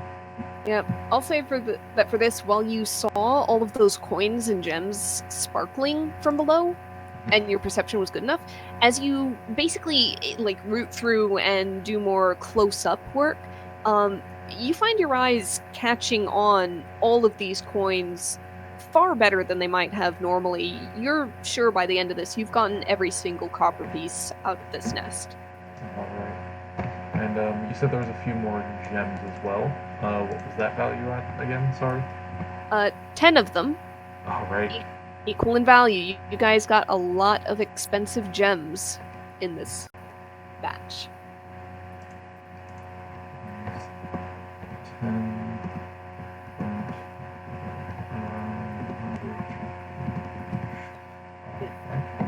You've got a grand total of about 14 gems. 3 in the pouch, 1 you got out of the Gale of Dur, another 10 in the nest. Oh, okay. So 10 on top of those 3 she found already. Yeah. Of note, every gem except for the 3 in the pouch is a shade of green. And she's pretty sure these other 10 are from picked around this entire area, yes? Fairly certain. And she looks like green. No, that makes sense. In fact, I wouldn't be surprised if the cult had some business here before, or one of their offshoots long ago. I need to try something. And she floats back down to the dragon. She takes out those 2 that she was pretty sure were taken from the eyes, and she just kind of tries to slot them back in. Alright.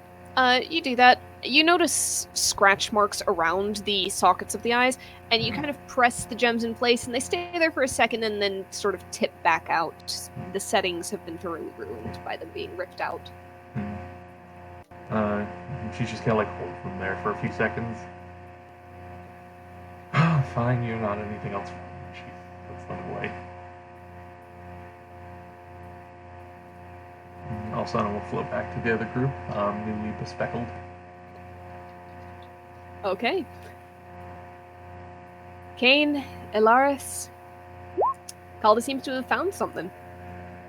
She's wearing it on her face. Kaner, find any goodies. She kind of gives a glance to Kane and is like, well, I mean, I don't want to share with anyone being rude.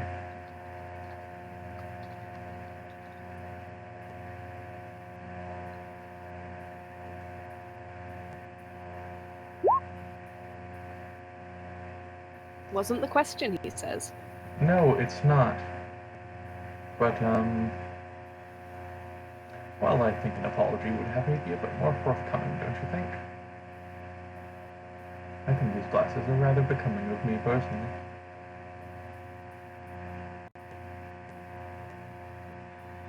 and quite frankly, I don't care what your questions are half the time.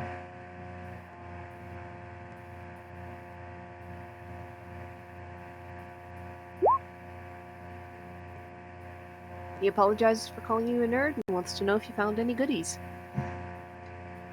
I appreciate the attempt, but it doesn't sound very genuine. I found some gems and some coins scattered about that Harpies seem to have liked to hoard.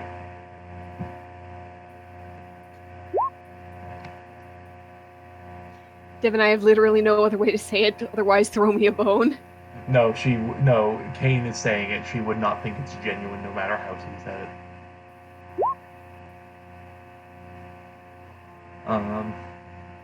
And she just kind of like, tosses over one of the eyes from the dragon. Seemed everything here was green. At least anything that the Harpies picked out personally and weren't scavenged off corpses. Says when you use the spending money on them, let me know if you find a good deal on arrows.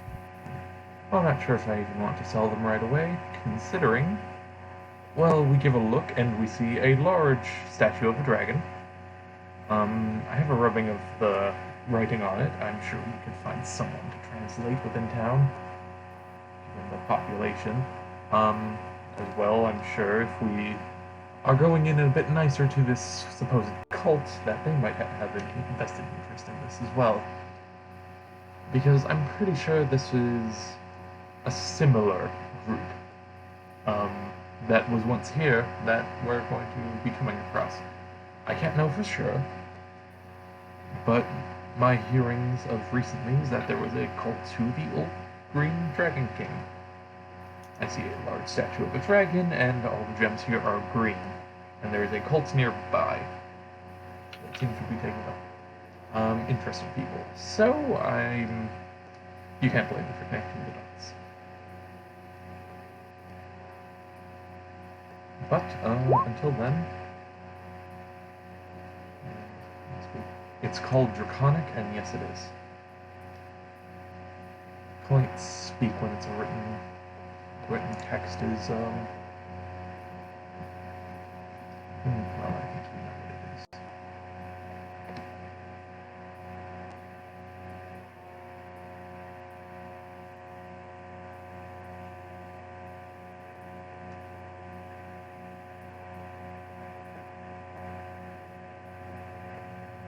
Okay, I'm still typing.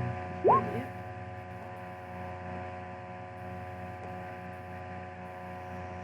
Well, I give a glance around, and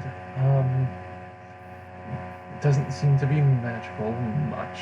I mean, I could take the time and find a way to really suss out any magic, but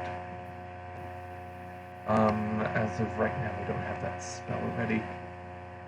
We can always check when we come back.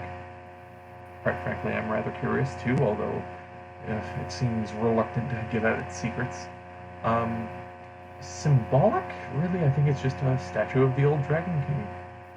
You know, the one rather valued by people back then, the one whose blood said to have turned the rivers green, despite the multitude of natural explanations.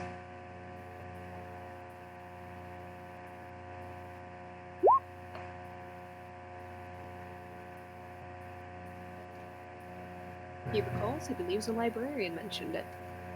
Yes. So, from this, we're not sure if we're going to be going in and, well, spiking the, terrible cult off the side of the earth, or not.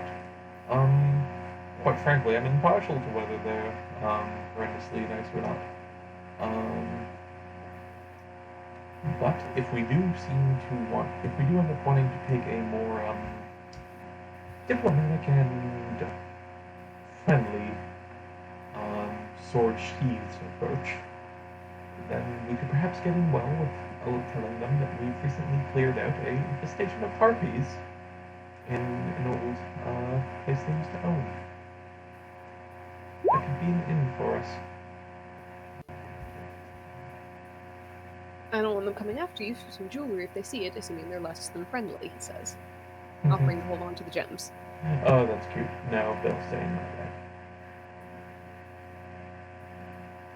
I know what you're trying, but it's not going to happen. And I'm not going to be going around producing them. I'd appreciate if you gave the one I handed over back. Now he asks, what's up with the spectacles? And he does hand the gem back. And she'll throw it in the pile with the rest and kind of just put it in her backpack. Well, I happened to come across these as well as the various other bits of gems and coins. And I'm not sure. I think they're magical. They're certainly not working like I know regular glasses work, although I never really need them. It helps me pick out the finer details. I'm not going to be wearing them all the time, mind you, but if we're ever in a situation like this again, where we're muddling through piles of things, looking for valuables, or looking for a particular book on a bookshelf or anything like that, I think they could come in around handy.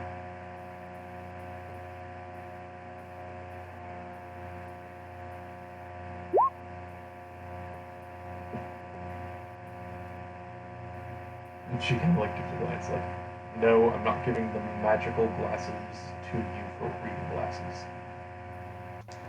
What does it do? Like, Buy any of those inside your... Sorry, I'm sorry to repeat that. what does it do? What does it do? Yeah, you said it was magical in some way. I'm theorizing that it's magical. Okay. They're not working like normal glasses. I never needed normal glasses, but I found my vision much keener to find details. Huh. Yes, the Interesting. glasses help you see rather astute. You can come across a new pair of reading glasses on a street corner or in a barred hot spot. I'm sure there's any number of glasses designers going around. However, you are usually... I would not be giving the glasses to the one who already has bad eyesight and needs reading glasses. Maybe someone with better eyesight. Well, what happened to the change you got from the head of the dragon? Or the corpse of the stalker? You know, the one you're so adamant on taking a cut of?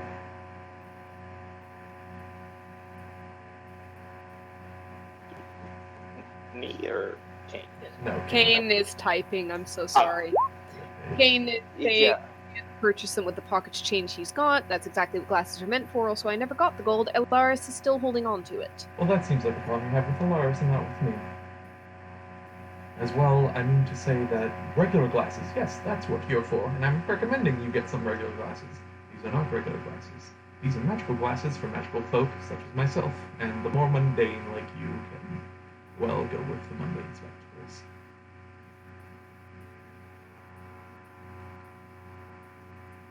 Look, I look and Well, I if think it makes through someone stuff. more keen, perhaps it can benefit someone like me. Not staking any claim, but These are it's for an up close and not long range. You're a crossbow user. Kane says works for me, Okay, as long as you yeah. find a big magic I just- stick, I get it. No, you misunderstand. If we find a regular stick, you get it because you're a mundane person. I'm not agreeing to a magical stick because that covers a wide variety and, quite frankly, much magic items. Mundane but large stick is also fun. Well, then, congratulations, you're surrounded by them. If he points to a tree.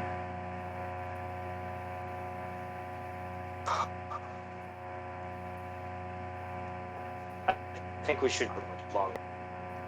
Yes. I have a mundane weapon of a tree.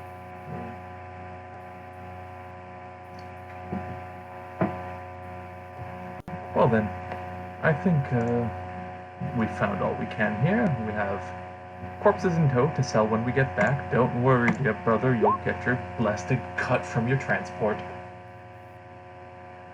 However, it was my idea to bring them along. I don't... Quite frankly, I'd like to see Morticia with a smile from more exotic things bring them back. Of Yes. course you do. And she gives a glance over. Yes, that's what I said.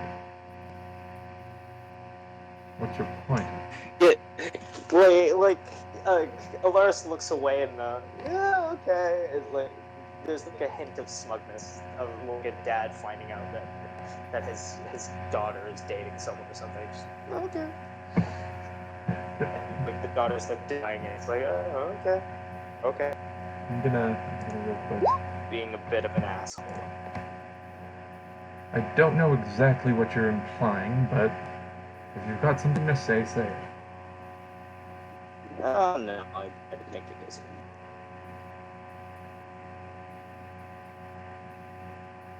Not She like kind he's dead. She kind of shrugs, like, alright, I'll interrogate it on you later. Do you need all of your bones? Pretty sure I Well, we can double check that. And she floats off.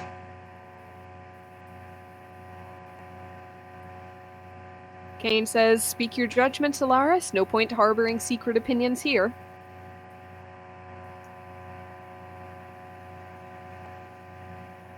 I'm just saying, you've taken a shining to this Morticia girl.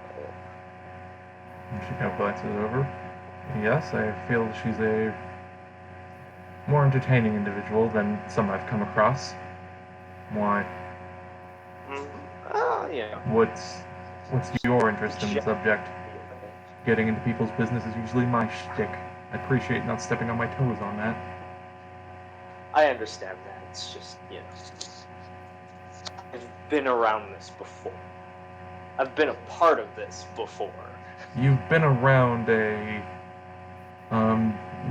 you've been around a druid who can speak to corpses, talking with a mortician. No, more general. Well, in that case, yes, Solaris, I too have seen two people breathing in the same room before. If you've got a point to say, say it. A bit more specific. That's what I'm asking, and you seem to be holding it back.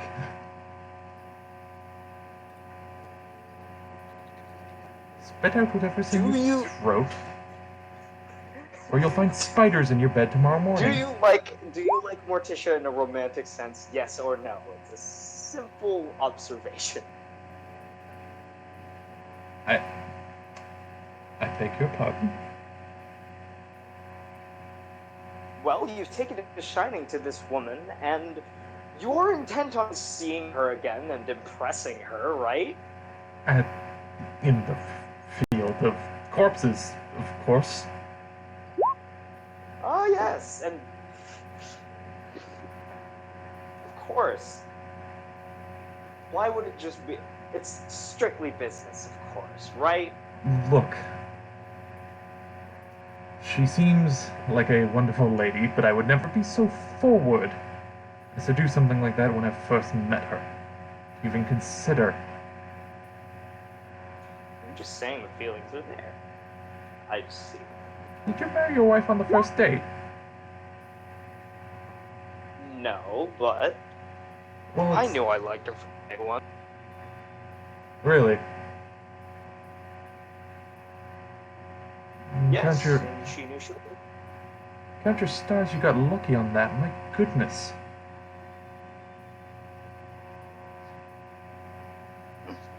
Usually people take some time to, evaluate and make sure of something like that. I've always been of the lucky sort. How soon from when you started dating, did you marry? A month? A couple months in. A couple months? You see, I was 10 years now? exaggerating. Are we all going down the path, or have I just left these two behind? Yeah. I assume they're just What? floating along with, conversation, vaguely coming out from the background. Kane is just gonna look back and be, Alsana, you are more vitriolic than usual today. What's wrong? She kind of glances over. I don't need anything from you right now. More importantly, you're a half-elf, Alaris. You have time. Time to sort things out. I do. I just rather His wife not is not a half-elf, though.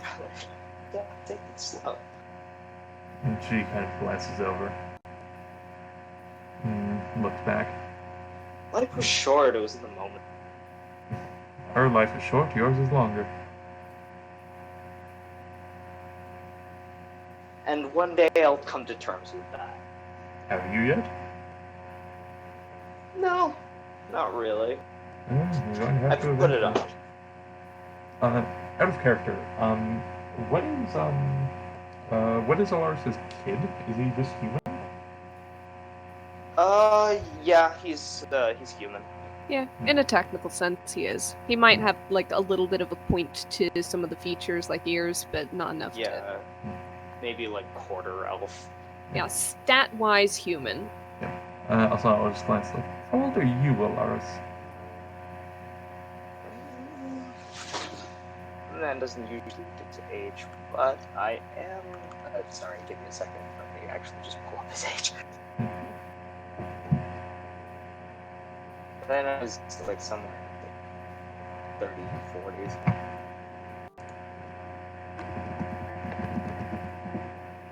And my sheet is taking sweet time, so just bullshit a number maybe, or not.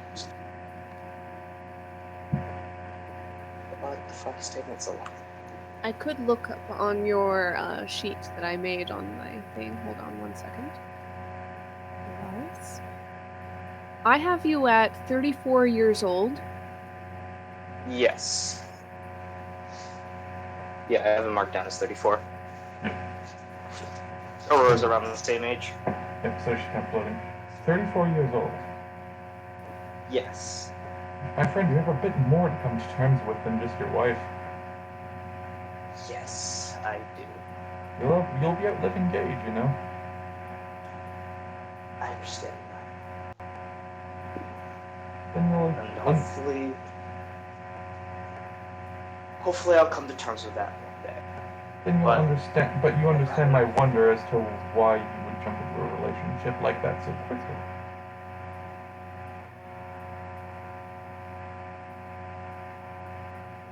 Had you waited till you were perhaps in your hundreds, 120s, you could have found another lovely human woman and, well, grown old with her. I appreciate the sentiment, but life isn't usually that common. Lysana, for most matters of the heart, are really pragmatic. I beg to differ. Big. Let's walk. She keeps floating. Well, perhaps you'll be a good great-grandfather then. And great-great-grandfather. I'd hope so. And I'd hope so. great-great-grandfather. I would. Do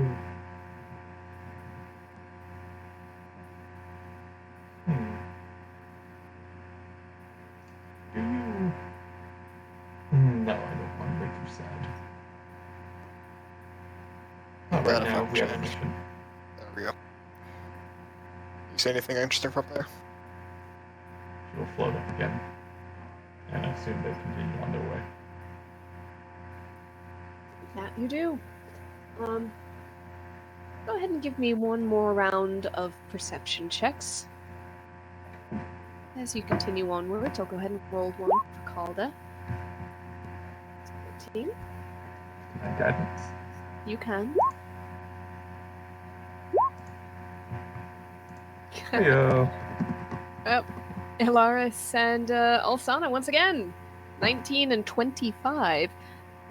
Kane and Calda not bad with 13 and 14, respectively, but... Alsana will also just, when she's not wearing it, just kind of like hang the glasses from just a little side of her cloak on the inside. Right. Okay, as you're coasting along up there, looking about, it takes another couple of hours, of course, of travel, but you notice, again, off to the side, off the main path, but with this time a noticeable side track winding towards it, split off from the main road. You see in the distance what appears to be a walled-in set of stone buildings. Steep roofs to keep off the snow. A fairly simple layout. Question. Yes, With the 25 also on the guy, yes. is there much architecture in line with this and the building they were just coming from? The dilapidated one? Fairly, yeah. It seems to be built of the same kind of gray stone. You are seeing some similarities in the way the blocks are cut and stacked. You see in some of the buildings within, there's some of those arched doors and windows, especially further towards the front. But you also see that some buildings are also built of wood and have more squared off lintels around the doors and windows. Seem perhaps maybe additions. Some of them are separate, like small sheds to the side. Others seem to be built as extensions off of this main stone building. You see the scalloped shingles of the roof, but this one isn't caved in. It's not half gone with holes in it and trees growing out of it. This is all in one piece and fairly well kept, it seems. There are some basically chimney stacks out of various buildings, and you see faint smoke rising. Not heavy, but enough that it's clearly inhabited.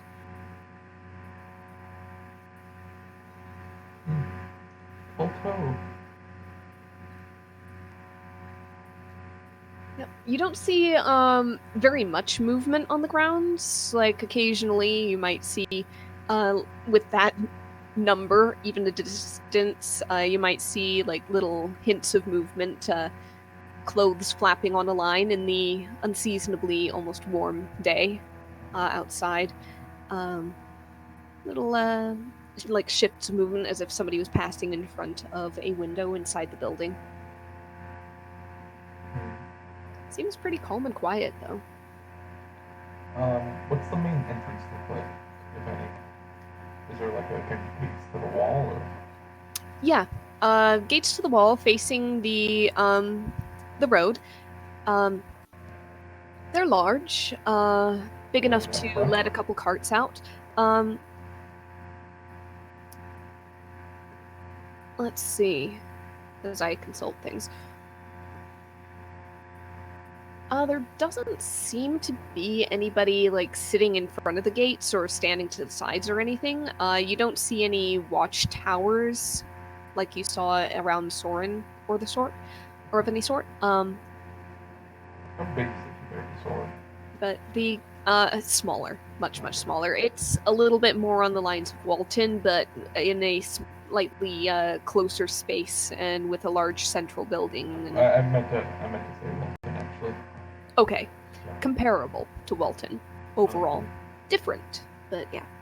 But still like a proper kind of village size. Mm-hmm.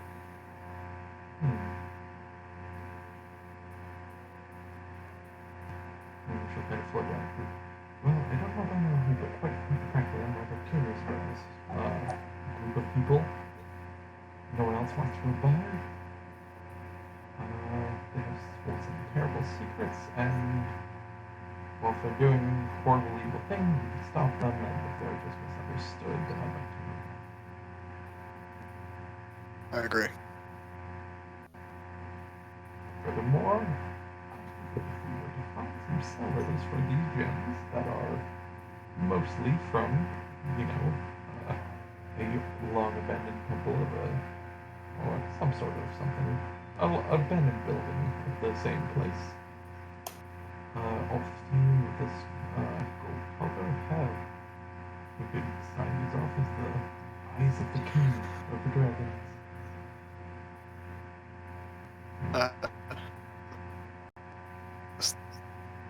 You're laughing.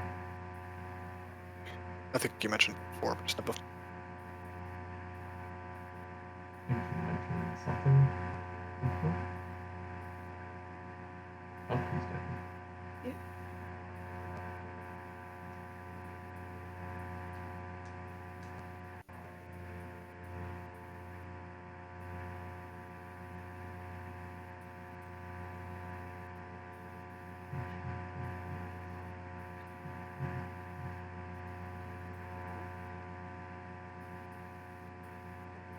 What do you mean use? They're decorative gems.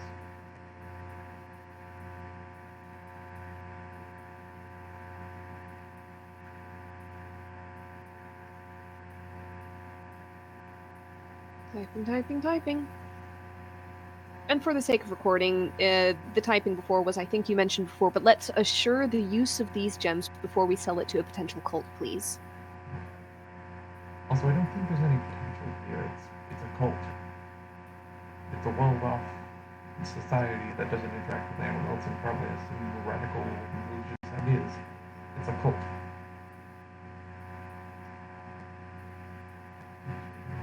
Assuming the statue wasn't magical, they're decorative. I'm just nervous of their uses. Gems are used with magics, right? That is very broad understanding. The only gem within the field. Sure. Gems can be used in things, but just as the same as something like metal or chalk. I can give them a check over with a spell that I can prepare in the morning if you're that nervous about it. Besides, I need to check out, make sure these things, which are kind of like shapes devices. I'm pretty sure they're magical, but I just want to make certain.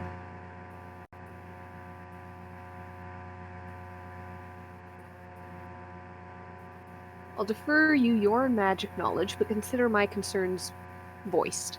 Forced. He's got the Boston accent, like forceful concerns. Oh, typos. That's okay. I think it's like things as like being just like driven into it or something. I don't know. In another world, perhaps. Don't worry, I won't slam them on the table right away. If that's what your worry is. More importantly, try not to say anything. I'm quite frankly worried about your sensitivity or lack thereof about any certain beliefs they may hold. Not of any malice of your own, but just pure, sheer, unadulterated ignorance.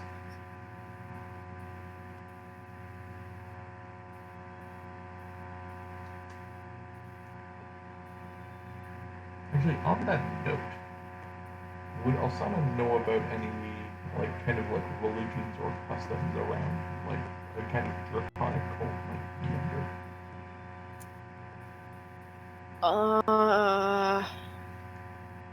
Like, would she know much of anything of the, like, obviously, like, Bahamut and Tiamat aren't things, but, like, kind of that kind of invasion of dragon cult things? Honestly, there's probably only really as much as you might be able to assume just from the logic of it. Okay. Worships a dragon. Because remember also that the only thing you've heard about this cult are rumors of his existence. And you've heard some history about the rule of Aestron and people at the time who regarded him not as a tyrant, but as almost a god on Earth. So you can kind of put two together there. I don't think there's like any I guess I mean to say, like, not even Yeah. like this cult specifically, but if there's any, like, you know, like red dragon cults, silver dragon cults, anything like else in the world that she might have come across. Oh gosh. You can say no, it's okay. Yeah, probably not. I don't think there would have been anything of actual like note Okay. out there. Also, the one thing we can agree on, Kane says, is that we both understand being misunderstood by society. I won't judge them without solid basis.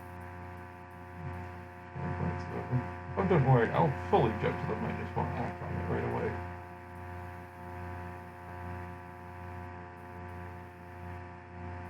understand that judgments can be swayed. I'm not so daft as to think that assumptions don't happen whether we want them to or not. Then you have less to worry about me, says Kane. I think you're too well-meaning, personally. So, are you guys standing in the road talking about this, or are you kind of on your way towards? This is on the way. Okay. Just Although, wanted to make sure. I guess I will say once we're getting closer. So we just walking in the front door then? Is everyone okay with that? I'm willing to give it a try. At the same time, I'm not the most convincing individual around. Kane says, well, you're floating, but yes. Hello, you talk to people, yes? Sorry? You know how to talk to people, yes? I suppose so. You're an amenable individual? Yeah. What's your persuasion score? My persuasion score is like, hey, give me a second.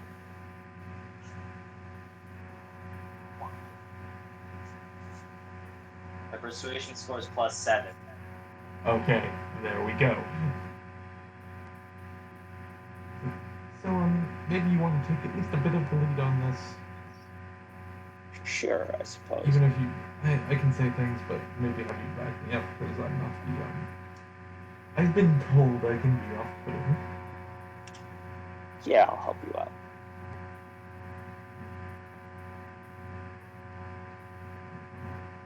Alright. Although maybe you can help Alaris in certain endeavors. Talking, is persuasion. Let me look. She is with a +5. So could she, in theory, use even though Phil can do more advantage, maybe? She probably could, in theory. Okay. In theory. Then let's Yep. head up I to will the front allow it. gates. Okay. Let's do it.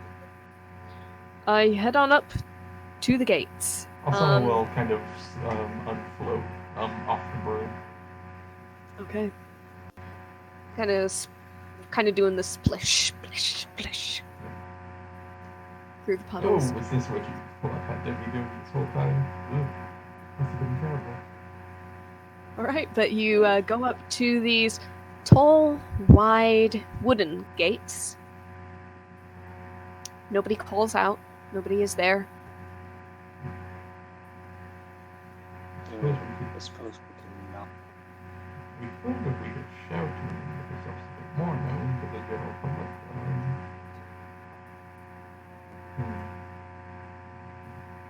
As you debate this, there's a and they creak open. Hello. See a front courtyard of sorts, just a empty expanse right before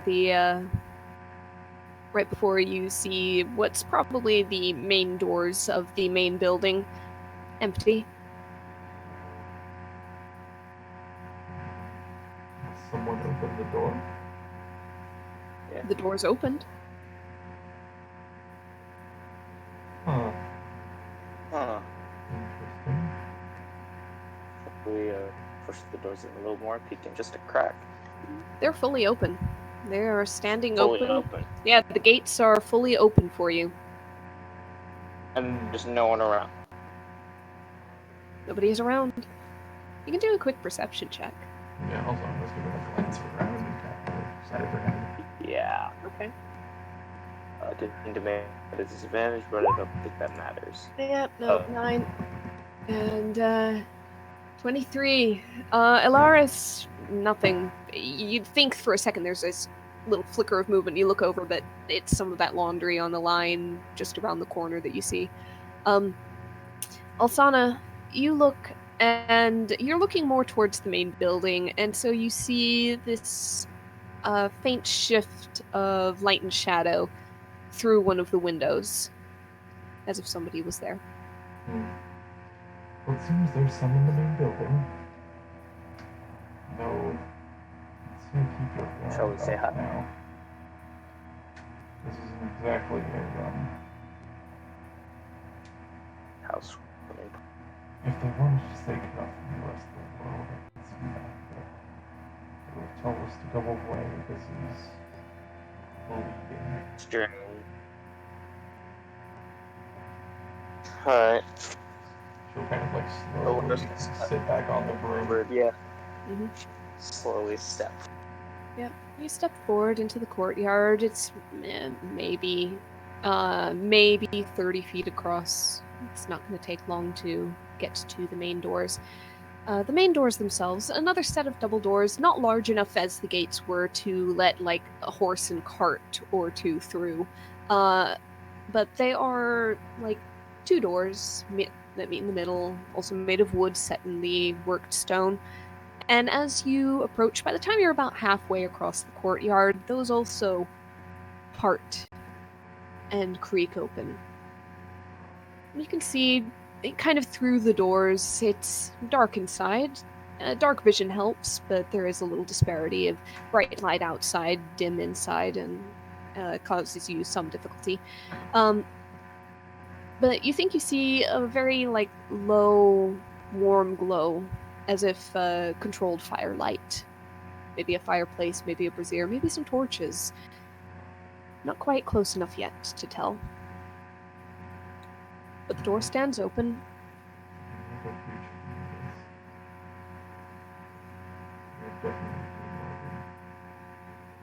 Yeah.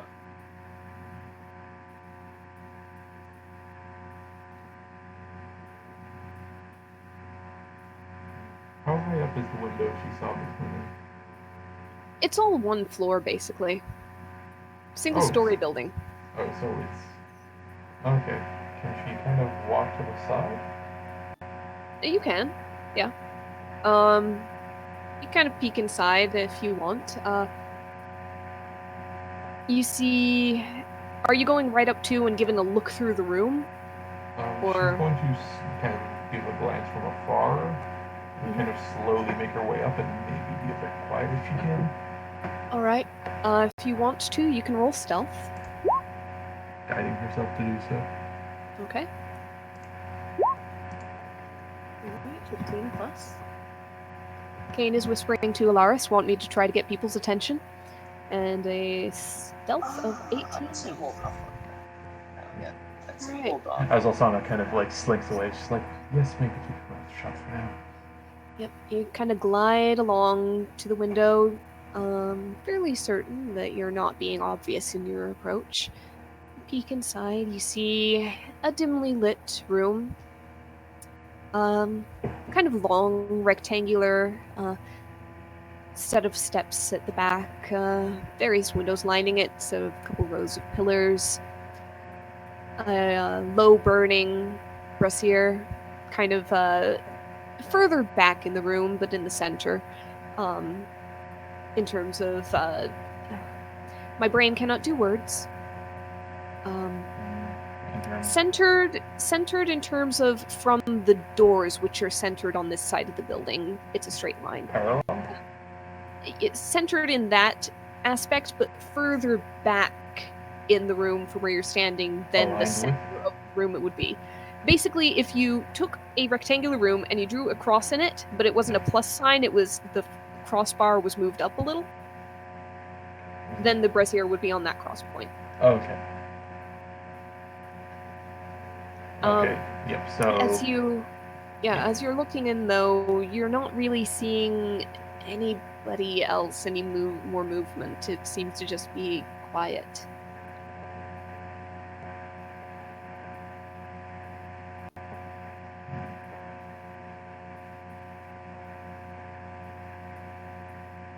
I'll walk back over to the group slowly. Hold on second thought. I'm gonna keep your perception roll because that was good. Let's just... yeah, actually, as you were peering in the window, you kind of see a figure. Hard to make out exactly who they are. They seem to be wearing these enveloping, draping robes, and what seems to be like a somewhat draconic like mask over their face, kind of lean out from behind a pillar, peek around, like towards the door and windows, and then lean back. Towards the door and windows, like the one Osana's at right now? Or Yeah, the one you were at, but didn't seem to spot you. Towards the front door that stands open. It's kind of looking in your general direction. Humanoid in shape, but no obvious features beyond that. She'll kind of slowly make her way back to the group, finger to the lips. Alright, Elaris has taken up some stealth. Yes. She'll just kind of, if she can, like, lean over the group next to her. Here is called a stealth, unfortunately, a little bit louder with the armor, as that is an 11. Kane, 17, right up there with Alsana. You deliver your warning. Calder kind of asks, okay, what do we do?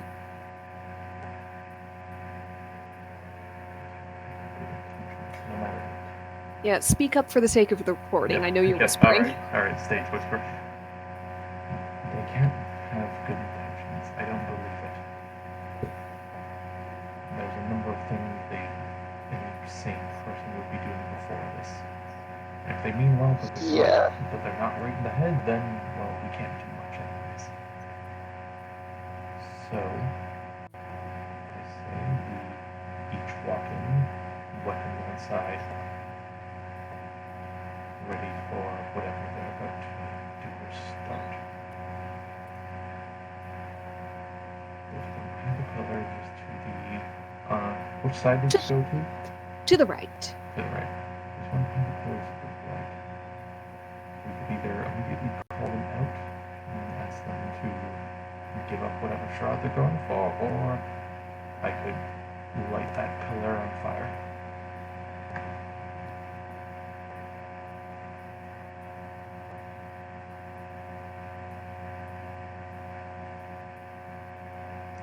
It's up to you guys.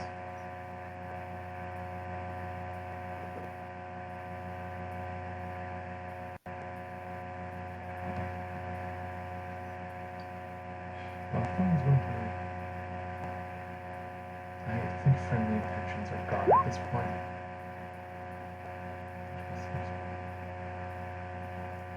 Yeah, Kane would rather call them out and have them approach us, and sees this as caution on their part. This isn't... If it was caution, why are their doors open by themselves? This is a setup for an attack. It would be foolish.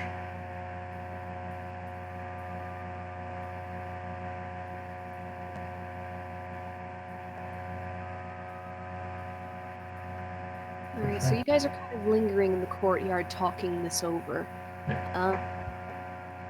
And after a moment, as you discuss this, and Kane is putting together another statement, I'm willing to weather an attack, but at least let's move up to a safe position before we speak up. Let's at least move to a safe position before we speak up, I'm sorry. Just then, you hear, "Hello?" from the doorway. And you see another figure, maybe the same one, but definitely in the same sort of robes and like rough, draconic shaped mask, in the center of the doors, hands folded, looking at you, head slightly cocked. Traveler? Yes. Are you seeking aid? In a manner of speaking. Then please, come in. She turns around and walks into the doorway. And she, not such effective. Okay, that's full. Can she insight real quick? You can insight. Okay, she's guiding that insight to if she can. Alright. 18. And 19. 19. there is a little natural difficulty because the shrouding robes drape all the way to the ground, the hands are folded, the mask fully conceals the face, but the voice and the mannerisms, they speak somewhat of a little bit of play acting, but you didn't get a sense of maliciousness.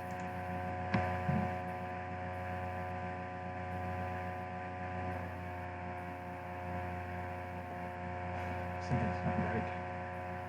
I don't know if I can establish that. No, it's very good. Just walk from the transfer archers and make herself later indoors. Please go ahead and close the doors behind us and bring us whatever we want out. Here I can fly up and run away.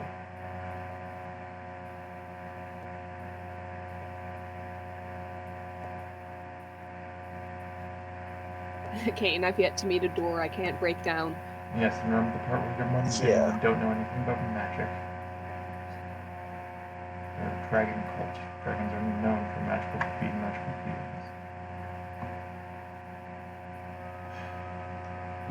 Look, if we decide now we can't stay here all day. We can either walk in prepared to throw down whatever they want, or we can simply wait out here and we can call back in and ask them to return back to us.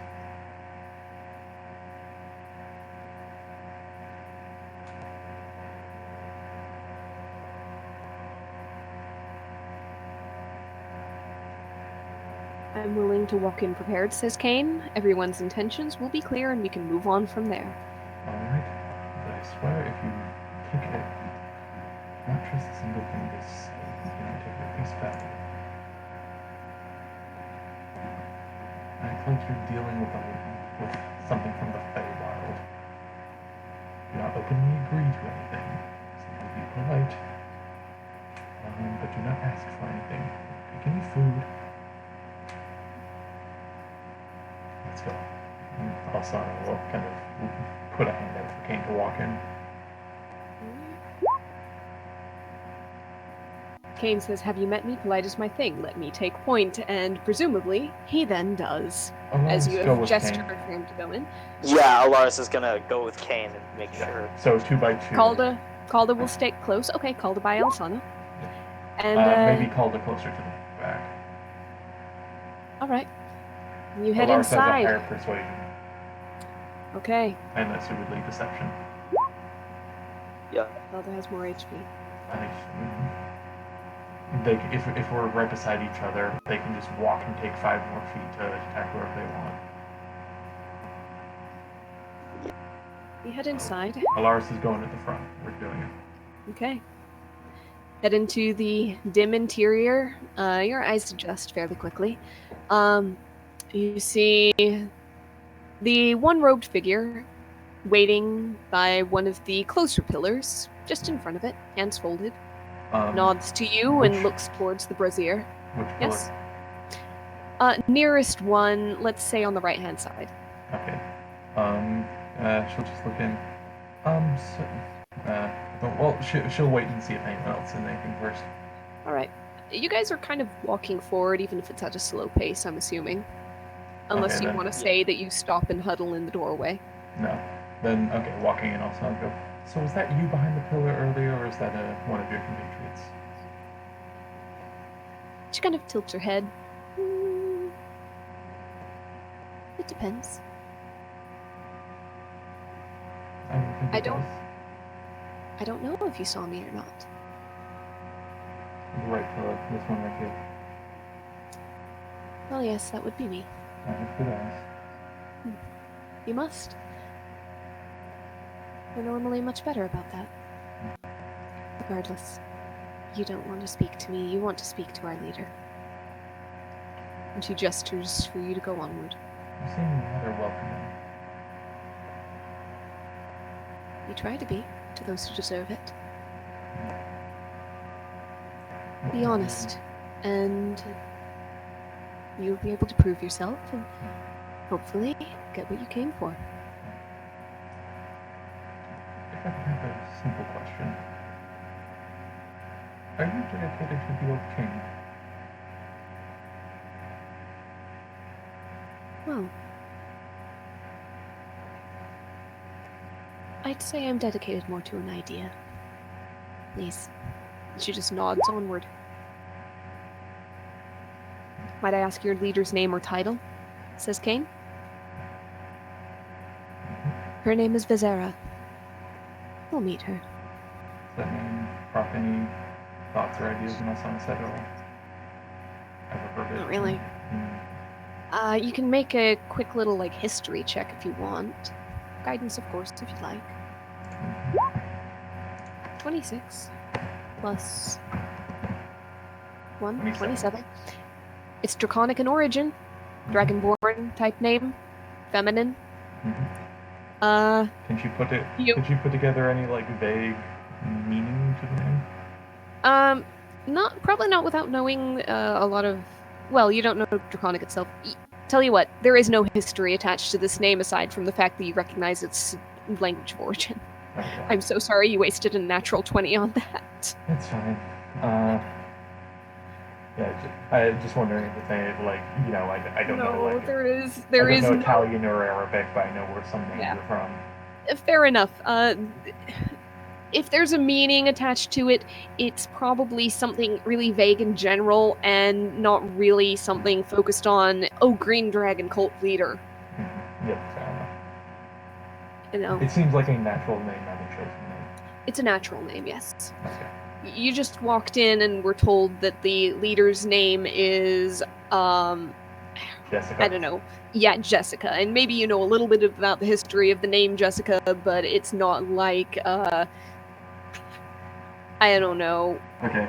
Could I have a second offer just to see if maybe not absolutely waste that 20? Sure. Is there any iconography? Is there that she can notice from just the room they're in? Is there anything on the walls Okay, they're in okay. like Bradford's ears and the lady's costume? Alright, the lady's costume is actually a fairly simple, gray and shades of gray. Dark gray to light gray, not quite black or white, but it's draping and layering, and it's almost like a robe thrown on over something in a way. There's no belt tying it shut, there's no multiple layers. The mask itself is just carved wood, fairly roughly carved. There is not a level of intricate detail. It's not painted. It's left a natural, plain, wooden color. Kind of that warm, earthy brown to it. You're looking around inside. It's a little bit hard to see with the dim light of the brazier, but you're fine. You're half elf. You are seeing relatively unadorned stone pillars. You're seeing some rugs and carpets laid out, but of all different shades and colors. You're not seeing any particular iconography or patterns, except that perhaps high up on each pillar you do see one of those carved stone shields that you saw in the previous temple, but these also seem to be missing gems. Okay.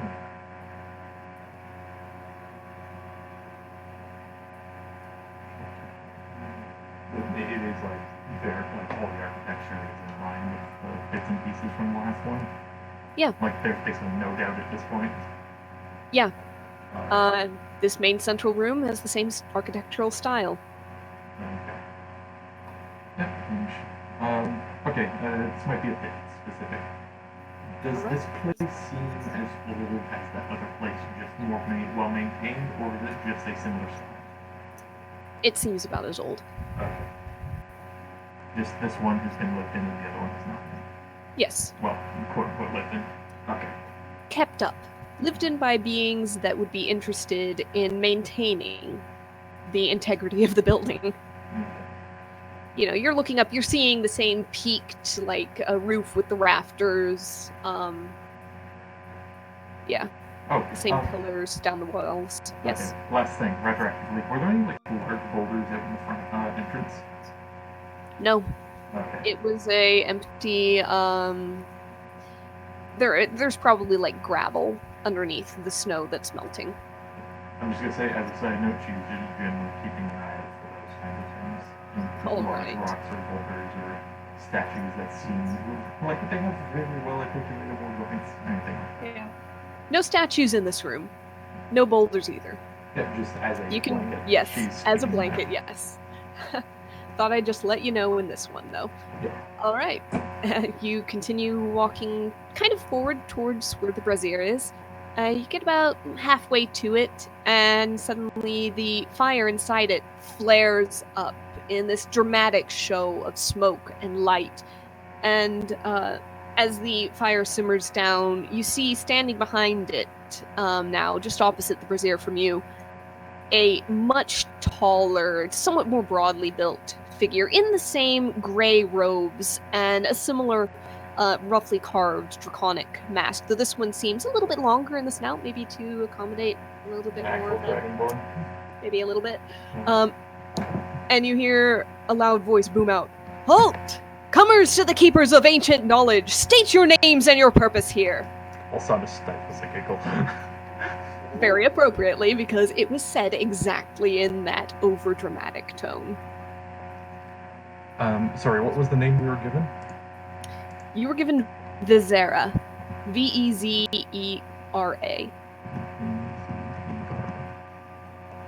Yep. Oh, music. Yep, I took the music out. You're Okay. fine. Okay. I was looking for something else just for fun. Okay. Amazing plan going on here. That depends on you. You said state your name and purpose? State your names and your purpose here. Alright. Also, I'm kind of like going through the group and it's like, well, I guess at this point, my name is Alsana. These are my compatriots. We come seeking a long-forgotten shrine that may share land with, we believe, your little settlement here. And it is of great importance to us on the quest. There's a slight shift of movement on the corners of your eyes, the whole group, as you see a few more figures step out from behind pillars. There might be like a dozen altogether, including the one up front and the one you saw already. And there's this slight uptick of voices as you say this, until the figure up front holds up a hand, and out of the robes you can see that it is a broad, yes, dragonborn, slightly scaly hand. Any color?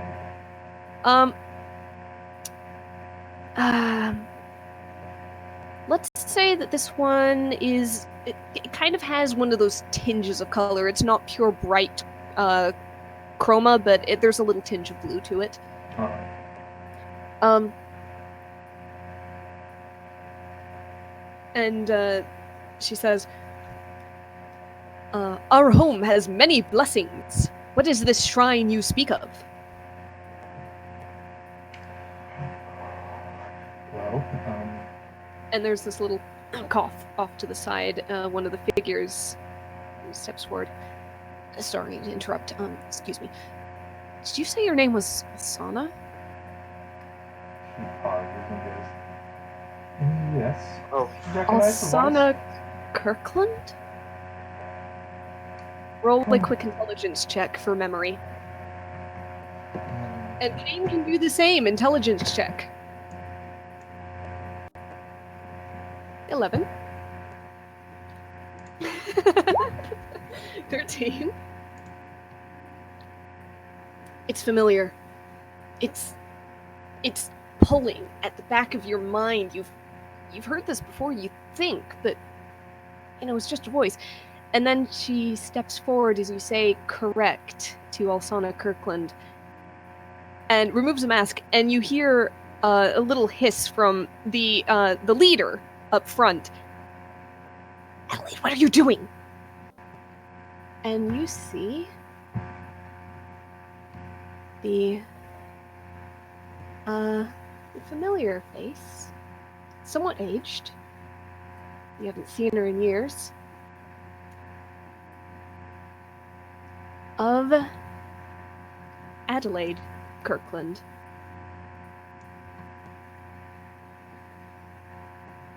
And she goes, What are you doing here?" I suppose we could this- ask the same. And she looks at Kane. Good? Is that you? I believe it is. And the Zora. All right. What's going on? You've just spoiled everything. What is? You know Don't them? worry. Okay, if things are calmed down now, quite frankly, your performance could use some work. And Alsana will walk over and open arms. Yep. Adelaide gives you a hug and whispers, "I've been telling her that for years. She has fun though." Oh. Good. I'm sorry. You said not to use your child name. I'm sorry. What are you going by now then? He calls himself Kane now. Kane. Get over here and give your aunt a hug. I've dropped the last name as well, but Yep. All around, I don't various mind other being- people. Various other people in robes are kind of relaxing from their stances, kind of pulling off masks and shrugging off robes with the air of, "Oh, glad to get out of that stuffy thing." Huh. And up front, Vizora pulls off a mask, and you see almost this pout on this Dragonborn's face, like, well, so much for that. Oh. And she gestures over to one of them and just put it out, pull up the actual lights. Alsana like collects her fingers and the brazier goes out. So much for that. All right, you know about the shrine. Who are you? Why are you here? Alsana will just snap her fingers and the brazier goes out. Okay, I think I'm going to start asking my own questions first. Yeah, sure. 1 second. Okay, everybody, back to what you were doing. Show's off. Yeah, Adelaide, you can stay if you're there. I'm guessing family. You said Kirkland, so.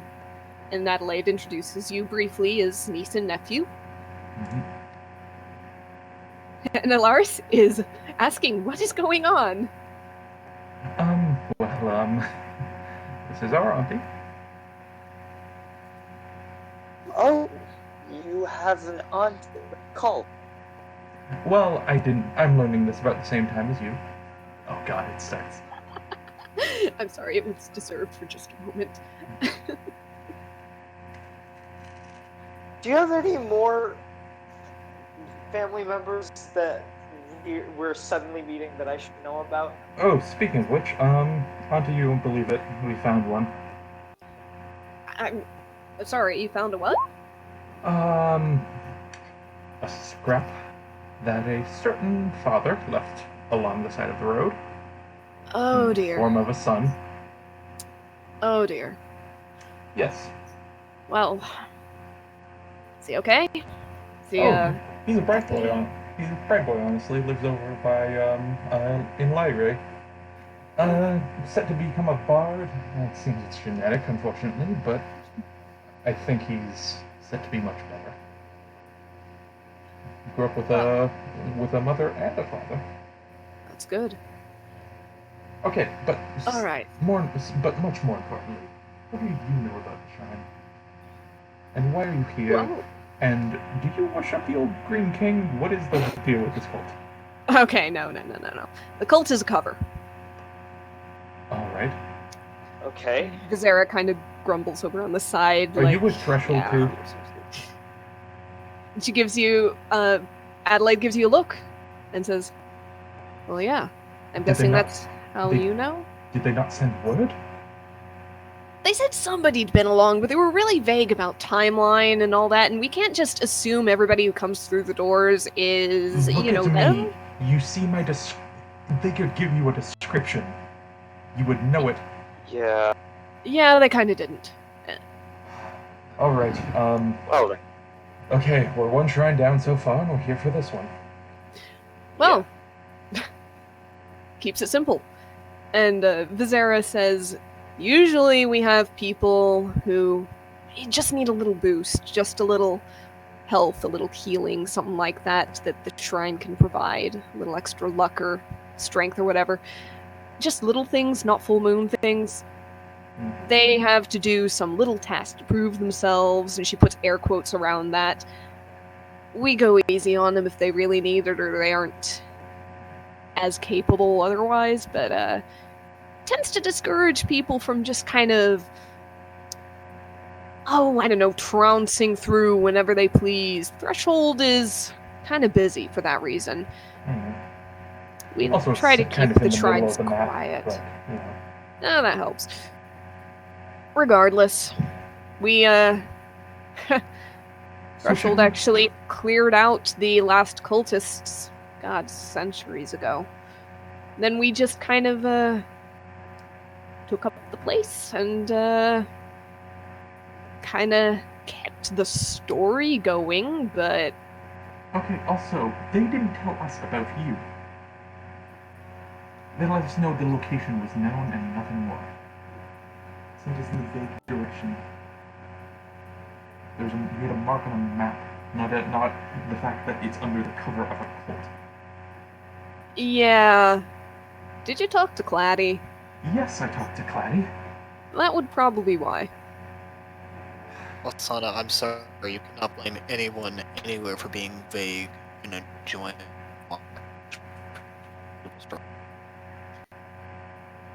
Look, he's lived for centuries longer than any of us. I think he gets his kicks.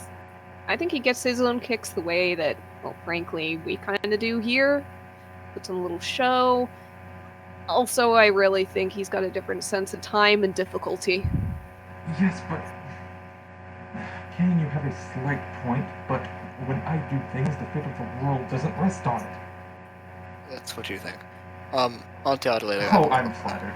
I have one question for you, if that's alright.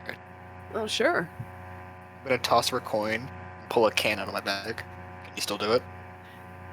Hell yeah!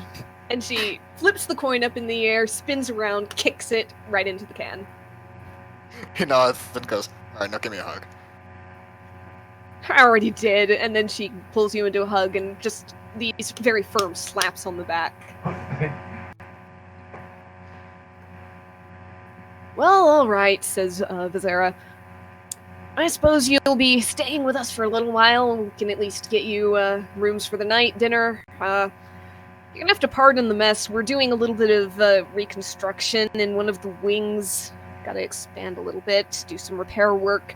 Do you need help at all with plants or anything? It's not so much plants as stone. If you've got anything for that, then. I'm just gonna like scratch my head. I might be able to put something together, but I assume you're self-sufficient on food? Oh yeah. We're Okay. doing pretty well, though.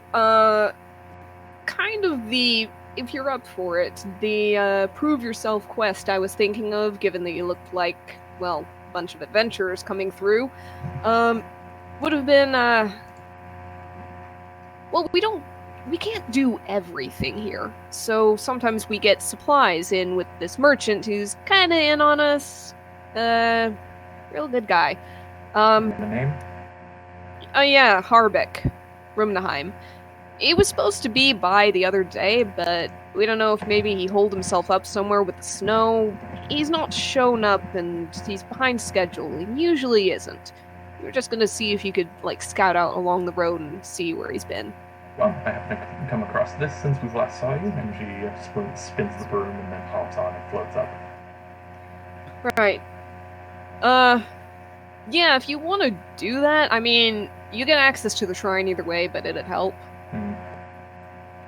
Well, in making this easier, and also just, well, because we like you, and she kind of like gives Auntie a little hug. Yeah, we'd be willing.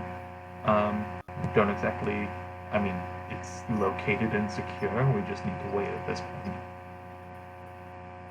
Yeah, just, if he's anywhere, he's probably somewhere between Winds of Thor and here. Maybe he just got a late start in the city. That's what we can hope for. Oh, we might be making a trip back to Winds of Thor anyways, so that could work. Alright. A quick little drop off of some corpses. Any other supplies you might need from there? Not really. Harbeck had our latest invoice. He should be along with everything we need. Adelaide jumps in. Okay, you're not just gonna show up here and then right back out, right? No. Of course not. Yeah, good. Okay. Let's go and get you a couple of rooms to stay in. Who are these, by the way? You've not introduced me. Oh, this is Lars and Calda, the two that were strung along to, apparently very, family-heavy group here. Yeah. When did you join with Threshold? Years and years. I think you were like, I don't know, 4 or 5? Did you send in recommendations for us? No. I had no idea who they were sending. I didn't even dream it'd be you guys. How have you been? Where have you been? Last I heard, you ran away, both of you. Yeah, by the way, I've got a few years, actually, of conversation I need to have with you in that case. Thank you for reminding me. Let's go. And she puts an arm on each of your backs and kind of marches you off down the corridor. Shit. Alright. I'm coming. And she throws back over to Elaris and Caldo. Well, you two might as well come on. I'll get you your rooms in the meantime, and then give me like 15 minutes alone with these two, and we're gonna have a chat. Do we have to be in the same room? Oh, the two of you with me, yes. Those two can just hang out in the other room, perhaps, for just that amount of time. It'll be fine.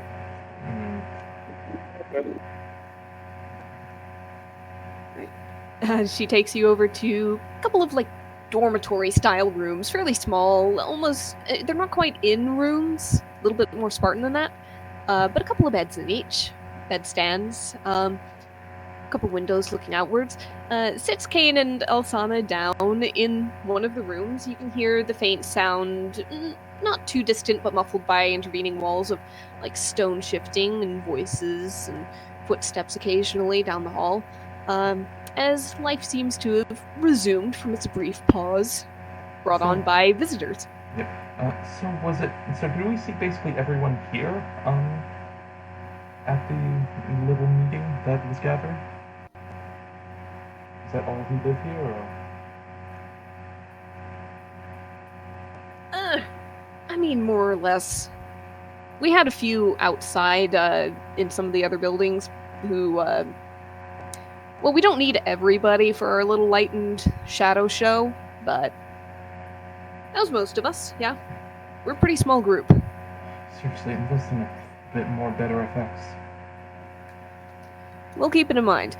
Any standard wizard is going to giggle their pants off if they come across this place. Yeah, okay. Nice try changing the subject, by the way. Where have you been? Changing the subject? You're making a new subject. Where have you been? Would you like to discuss that more, perhaps? Where have you been? Kane, why don't you go first? Alsana? I was worried sick. Where have you been? Not in an empty home, that's right. I let this idiot go where he pleased. I told him he could, and he did. And then it was quiet. And I was left with wanting to find what, frankly, something that was mine, because the house was half owned, and Dad was the one who was giving money, and I don't know. I've always wanted to see more things, get into places I maybe shouldn't be. And I probably should have let you know more, but I couldn't risk Kane being done within a month of you taking me back to watch over him again.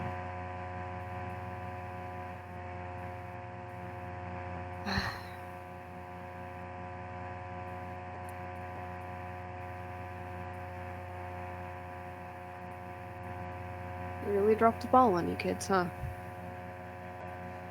All you of know us. It's not you. I wasn't really around that much either.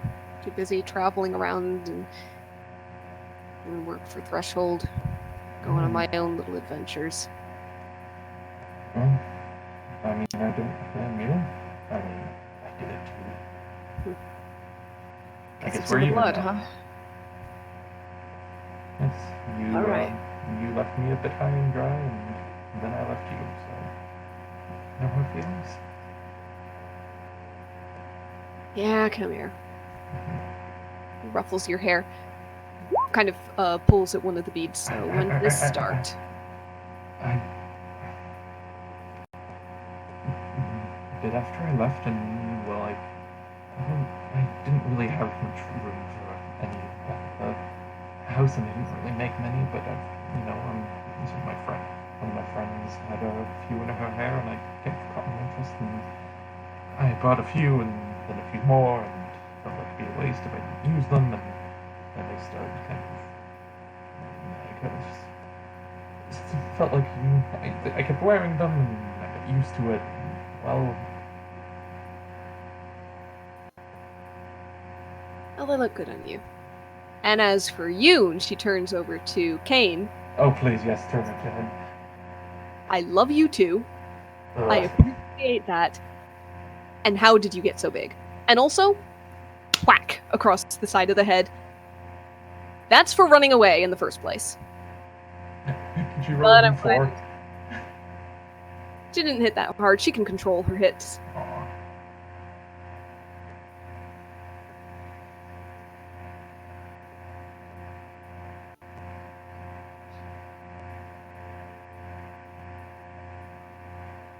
As Conrad types. Having said, Auntie of all the family, I vehemently blame. You are the sole one I feel connected to. Please go easy on yourself earlier. And then, that's fair. Lots of protein, and I missed the question. You got smacked in the head and told that was for running away.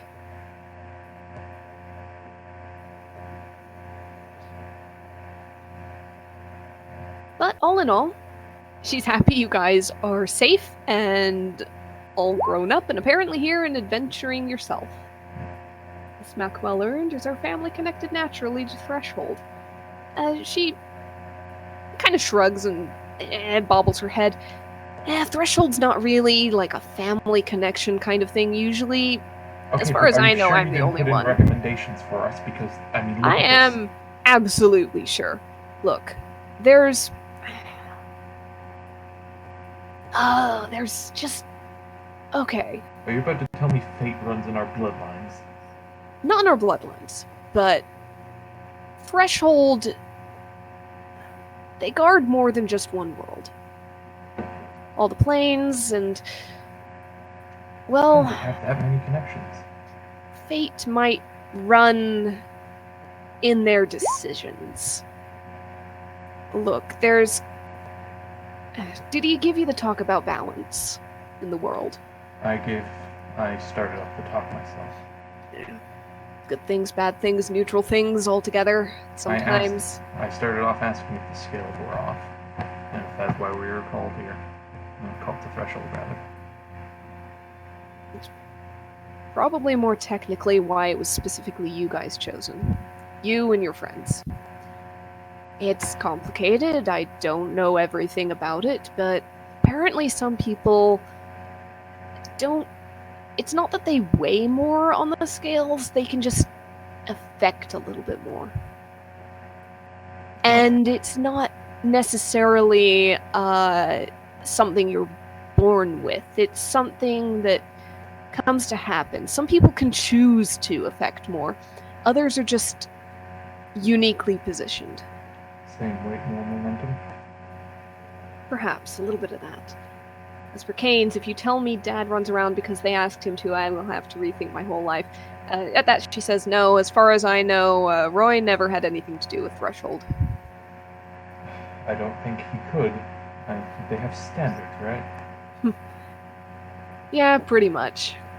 That being said, we're still all individuals.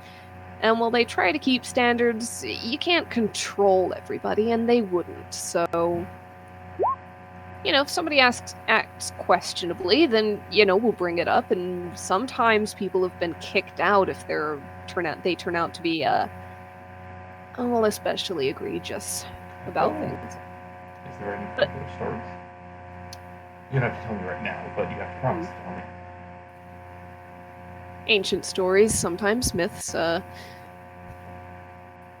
sort of thing you get where somebody from any walk of life, any organization, might decide that, hey, it's a good idea to go and conquer places with armies or something like that, and that sort of thing. Pretty quickly booted. We've had bad eggs in the past, apparently. Okay, I want a small list because, quite frankly, we have been given no information on who the person on the other side of the scales is or are. Given that you were picked specifically, probably people that you somehow balance out.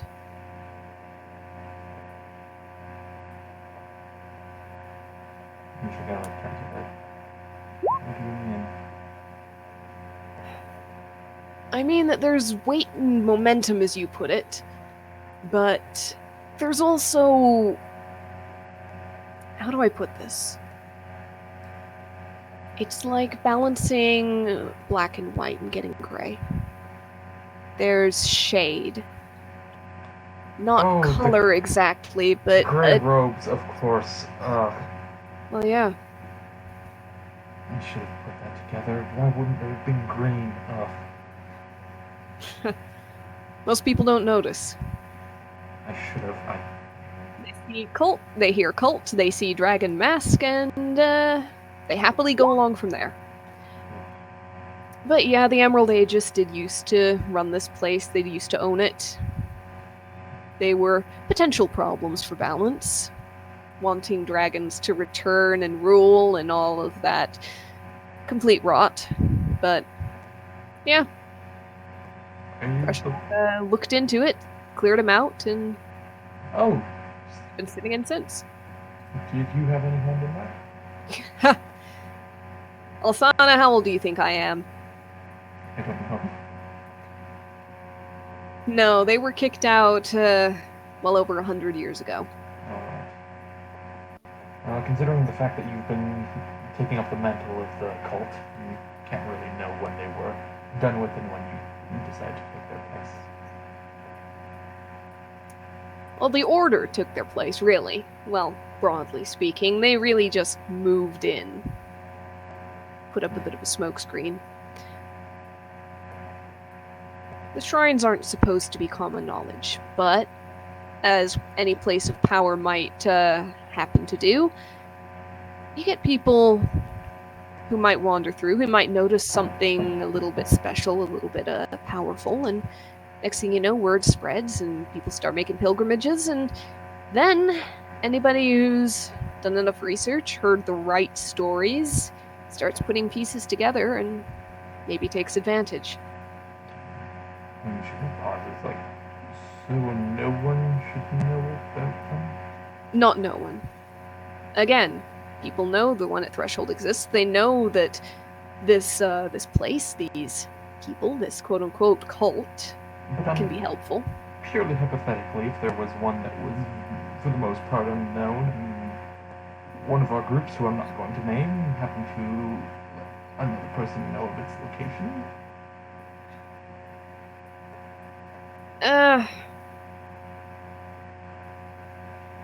Information gets out all the time. The shrines don't always stay tied to one particular thing in one particular place. They've been known to shift a little bit as the world changes. If I were to be training said person who had incomplete information to potentially be a protector of the shrine, would that make it better? Don't really know. I can't see the future.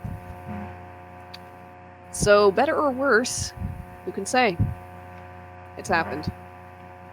Well, we let the main group know, but we know the location of the one in this room. We just got back from there.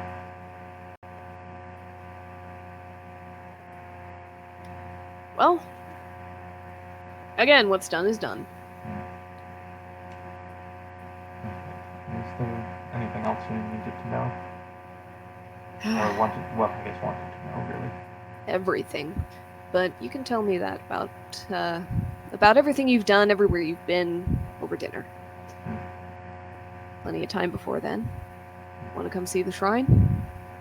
I think I'd like go collect the others. So go and pick up Kelda and Alaris, and she takes you to this side yard. Walled in within even the walled in area, and it's not a garden exactly, but it seems to have some raised beds around the edges where the wall is. And in the very center, there is a circular well built of the same gray stone.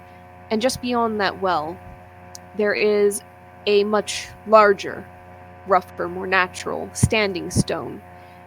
And wrapped around it, growing around it, the bark folded and rippling about its back and edges, and the roots sprawling and crossing and tangling before it and along the ground, is a large, spreading tree. Also, like kind of like happily runs over to it. No leaves on it, but the gnarled shape of the branches, the twist of the roots, the fold of the bark, and the way it's almost subsumed this stone inside of it. You think this is a kind of tree that has these beautiful flowers every spring, rich foliage in the summer, and it turns vivid colors in the fall. It is kind of considered almost an artistic tree just by nature itself. It's the sort of thing that you'll see in a lot of paintings or referred to in poetry as such, because of its unique shapes and just the sheer beauty of it. It does not have a name that I've written down.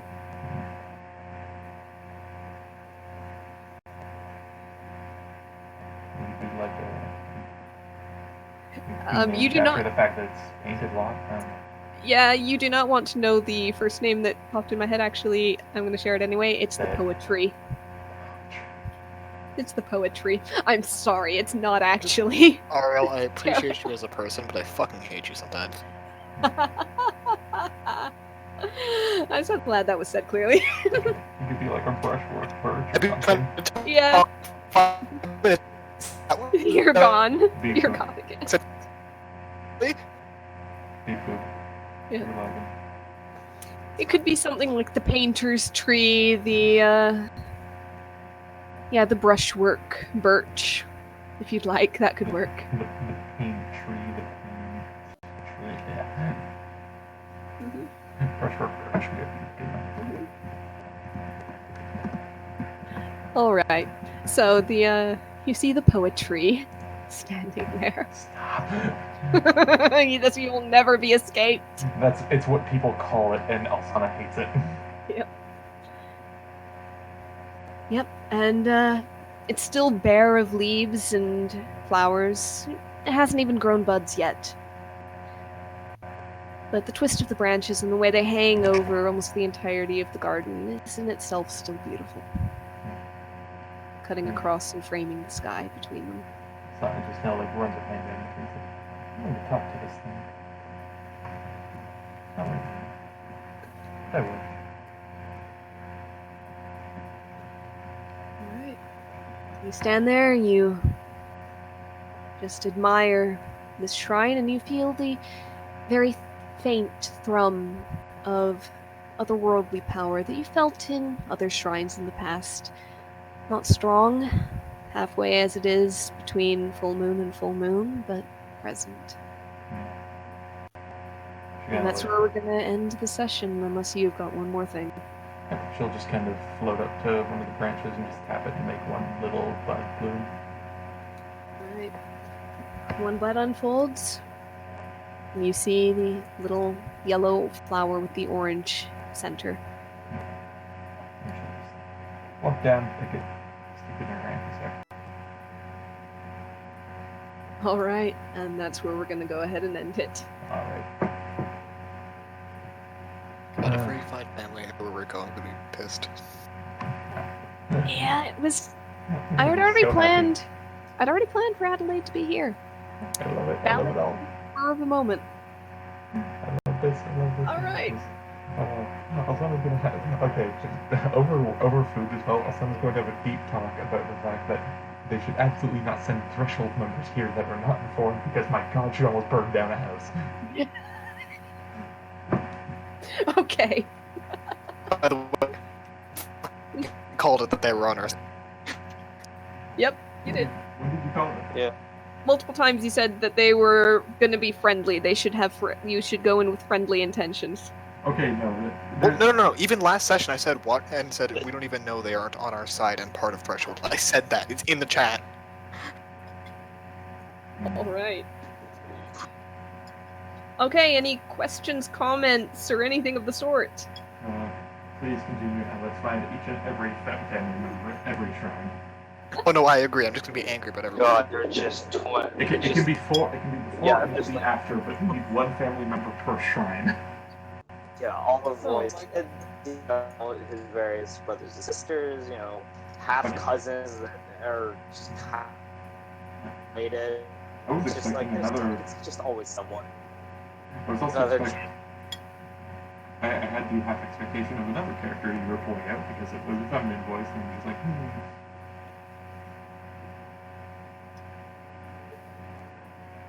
But also, okay, just one last thing.